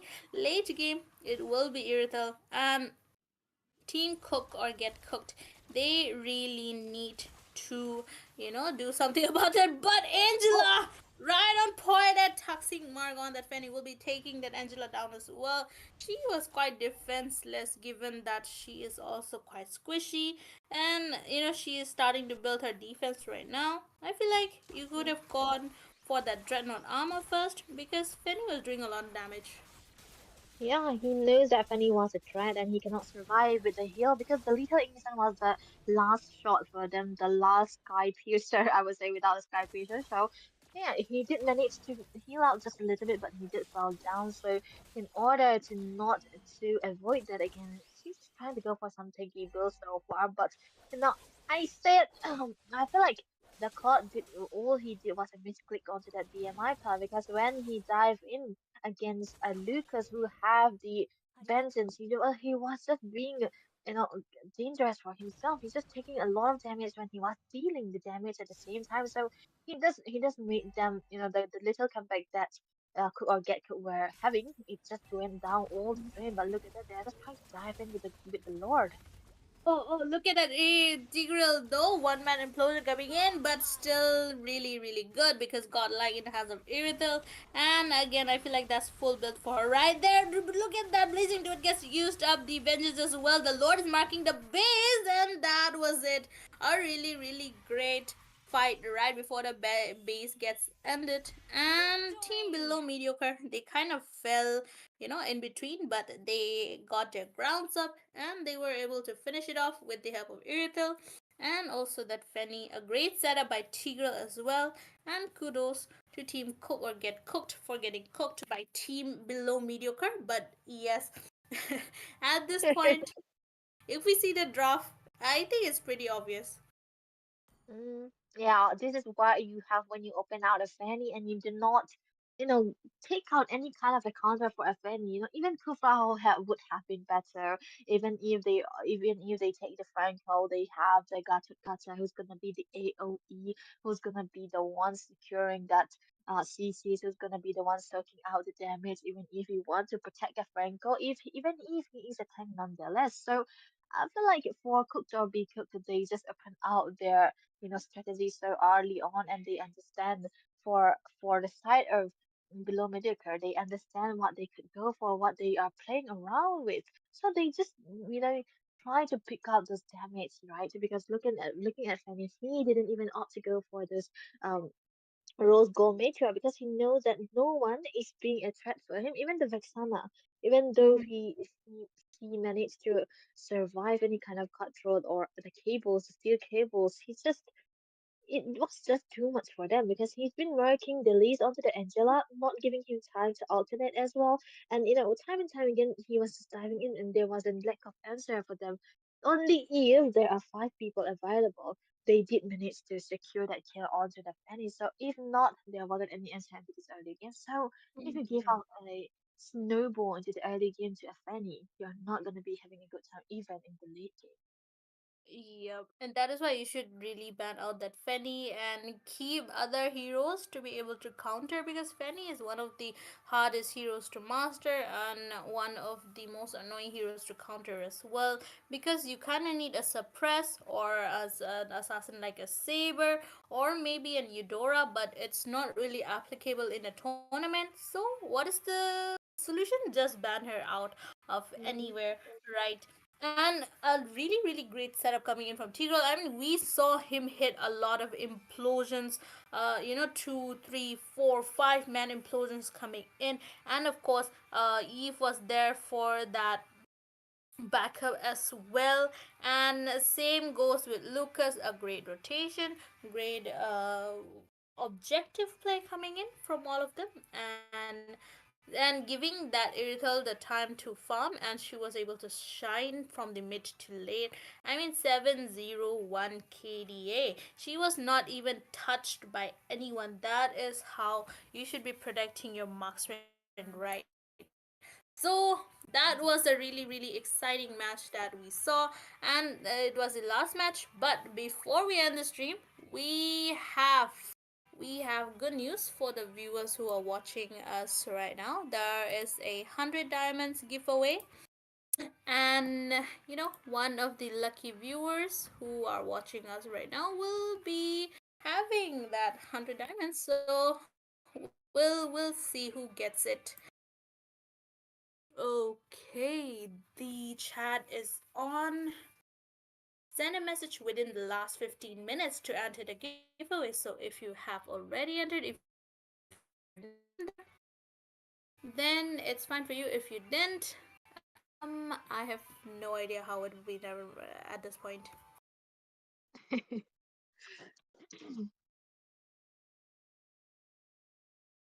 We need to check the chat for that. Yep. Okay. Oh, there was an active and non-active point as well. I mean, we are literally Viewers. out of the question because we were not active. We were there in the match, but also not in the comments. So I guess we'll be getting out. Okay, just Just comment. comment. Yes, that also counts to cast us. Okay. Comment. Oh, 100 diamonds. I didn't know.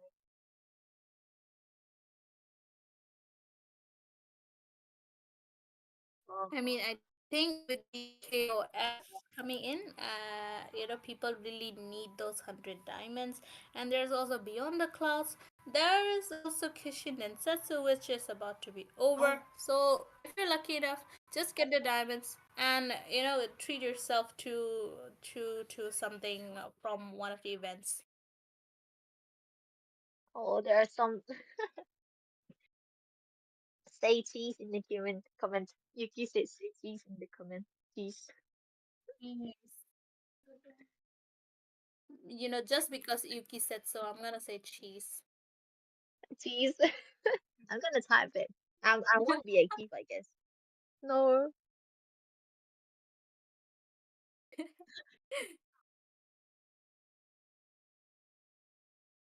Oh no. Cook or get cooked. Why is Godda here? Cook or Oh, get. They definitely got cooked though. yeah, cooked or get cooked. It's dangerous to name your, something, to name your bot Hmm. names like this. It can troll you or raise you up. Cooked or get cooked. I mean, cook or get cooked. It's kind of a fitting name because it's implying that either you cook us or we cook you. So it's I don't know. They kind of live up to their name because either way, their name will be true. Yeah, cooked or get cooked. And what was that? It is what it is. Nice try, Lang. Yeah, that one as well. It is what it is, and Uh, nice try, Lang as well. Really fitting name for all of the matches, even if they win or lose. And yes, whoever joined us right now, we are doing 100 diamonds giveaway, and for that, you just need to type the keyword cheese, and your name will be there in the entry. So do make sure to type cheese, and we'll all be doing so. And one lucky winner will be having the privilege of getting 100 diamonds for yourself. So do try out your luck. cheese is, it's a catchy word. Cheese. You just try to say it. Throw it in. Cheese. Okay, I'm getting at this point. I want a cheese sandwich. Oh, I want a cheese hamburger. Oh no. It's making me hungry. Exactly. I mean, it's 12. It's almost 12 at night. Midnight snack. It's either the midnight snack or we're just gonna dream of cheese at this point. Look at all the cheese in the Where will comments. we find cheese now? We will sleep hungry, Jewel. I never win these kind of things. Oh, my name is up here. Where is your name? I did not. Oh, I saw. What do you mean you never win this kind of things? I've seen you in giveaways. I've seen you win two, three, four, five giveaways. Oh, Don't you dare say that you don't win. I've seen you in those. You've won. I think you've won one or two in my own organization as well. oh, I won once in the organization. It was 500 diamonds from PT's. I got like 100 from yours. Say the rice. I Exactly. I jinxed it. You know, I tried to do the opposite, that like the um um um um different way. You know, just trying to jinx it. If I say I don't win, I might win. You know, we never know. Wow, that is one Oh, great Francis tactic. also won last time. Yeah. Grilled cheese croissant. Okay, I'm getting more and more Wow. hungry. Yeah. Mac and cheese. Yeah, mac and cheese. Yeah. Mac and Oh, it's cheese, so grilled cheese American. Mac and cheese. croissant. There's cheese fondue. There's what cheese hot dogs. There's cheese pizza. Okay, I'm making myself more hungry at this point. Imagine. Croissant. Blue Croissant, cheese. Oh my god. croissant, Croissant. croissant. Well, wait. Is it time to draw 11:50? Croissant. I better be getting that. Oh no, it's Lee Boy. What has Boy, Lee Boy? boy. Let's see. Where is this guy? If you're in the comments, do comment that you're here. Otherwise, we'll mark you AFK and move on. AFK and move on, please. AFK. Okay, okay, Levi is there. Is there? Oh, unfortunate, but fortunate for him. Yep. ID and Super ID. Bro. Oh, you know Well, what? Yuki also won last time. She won. That's why she is winning now. well, I guess it's better luck for us next time. Mm. Ah, see, the thing is, I never win any type of giveaways again. Even if it's there, I would be like one person away from the one who got that giveaway. It's always like Oh, that. It's always a so close close. call. Oh, so close but so far. Oh, I understand. I understand. Someone I said get. think of it as your ex. Think of it as what? Think of it as your ex. Wait. Oh, lucky man. He's just gonna be 100 diamonds richer. 100 diamonds is like, Yep. I don't know, it's You very know, close to it. with 100 diamonds, I think you can get like 100 diamonds off on a skin, or there's the kitchen draw every day. That's 25 diamonds, so that's 4 days worth of one daily draw from kitchen. So 100 diamonds, it's a lot, I would say. If you get two or three more of them, then one weekly, not one weekly, one starlight. Oh, yeah. One starlight. So yeah, I feel like, you guys have to be active. Just try to win 100 more diamonds. 100 Yep, richer, 100 richer. yep. Well, anyway. Just look out for just look out for giveaways. But it doesn't mean that you just come when the giveaway is there. It would be appreciated if you guys join us in the match as well. Yeah, because there's an active and non-active group. You don't want to miss out. Oh, is it done? Okay, yep, I guess that's it for today. We would like to thank our viewers again for joining joining us in the matches that we presented to you. And we will be back with you tomorrow. Same time, same place, same people. But until then, this is me, your girl Zio, and your girl Debbie, signing off. Thank you. Thank you.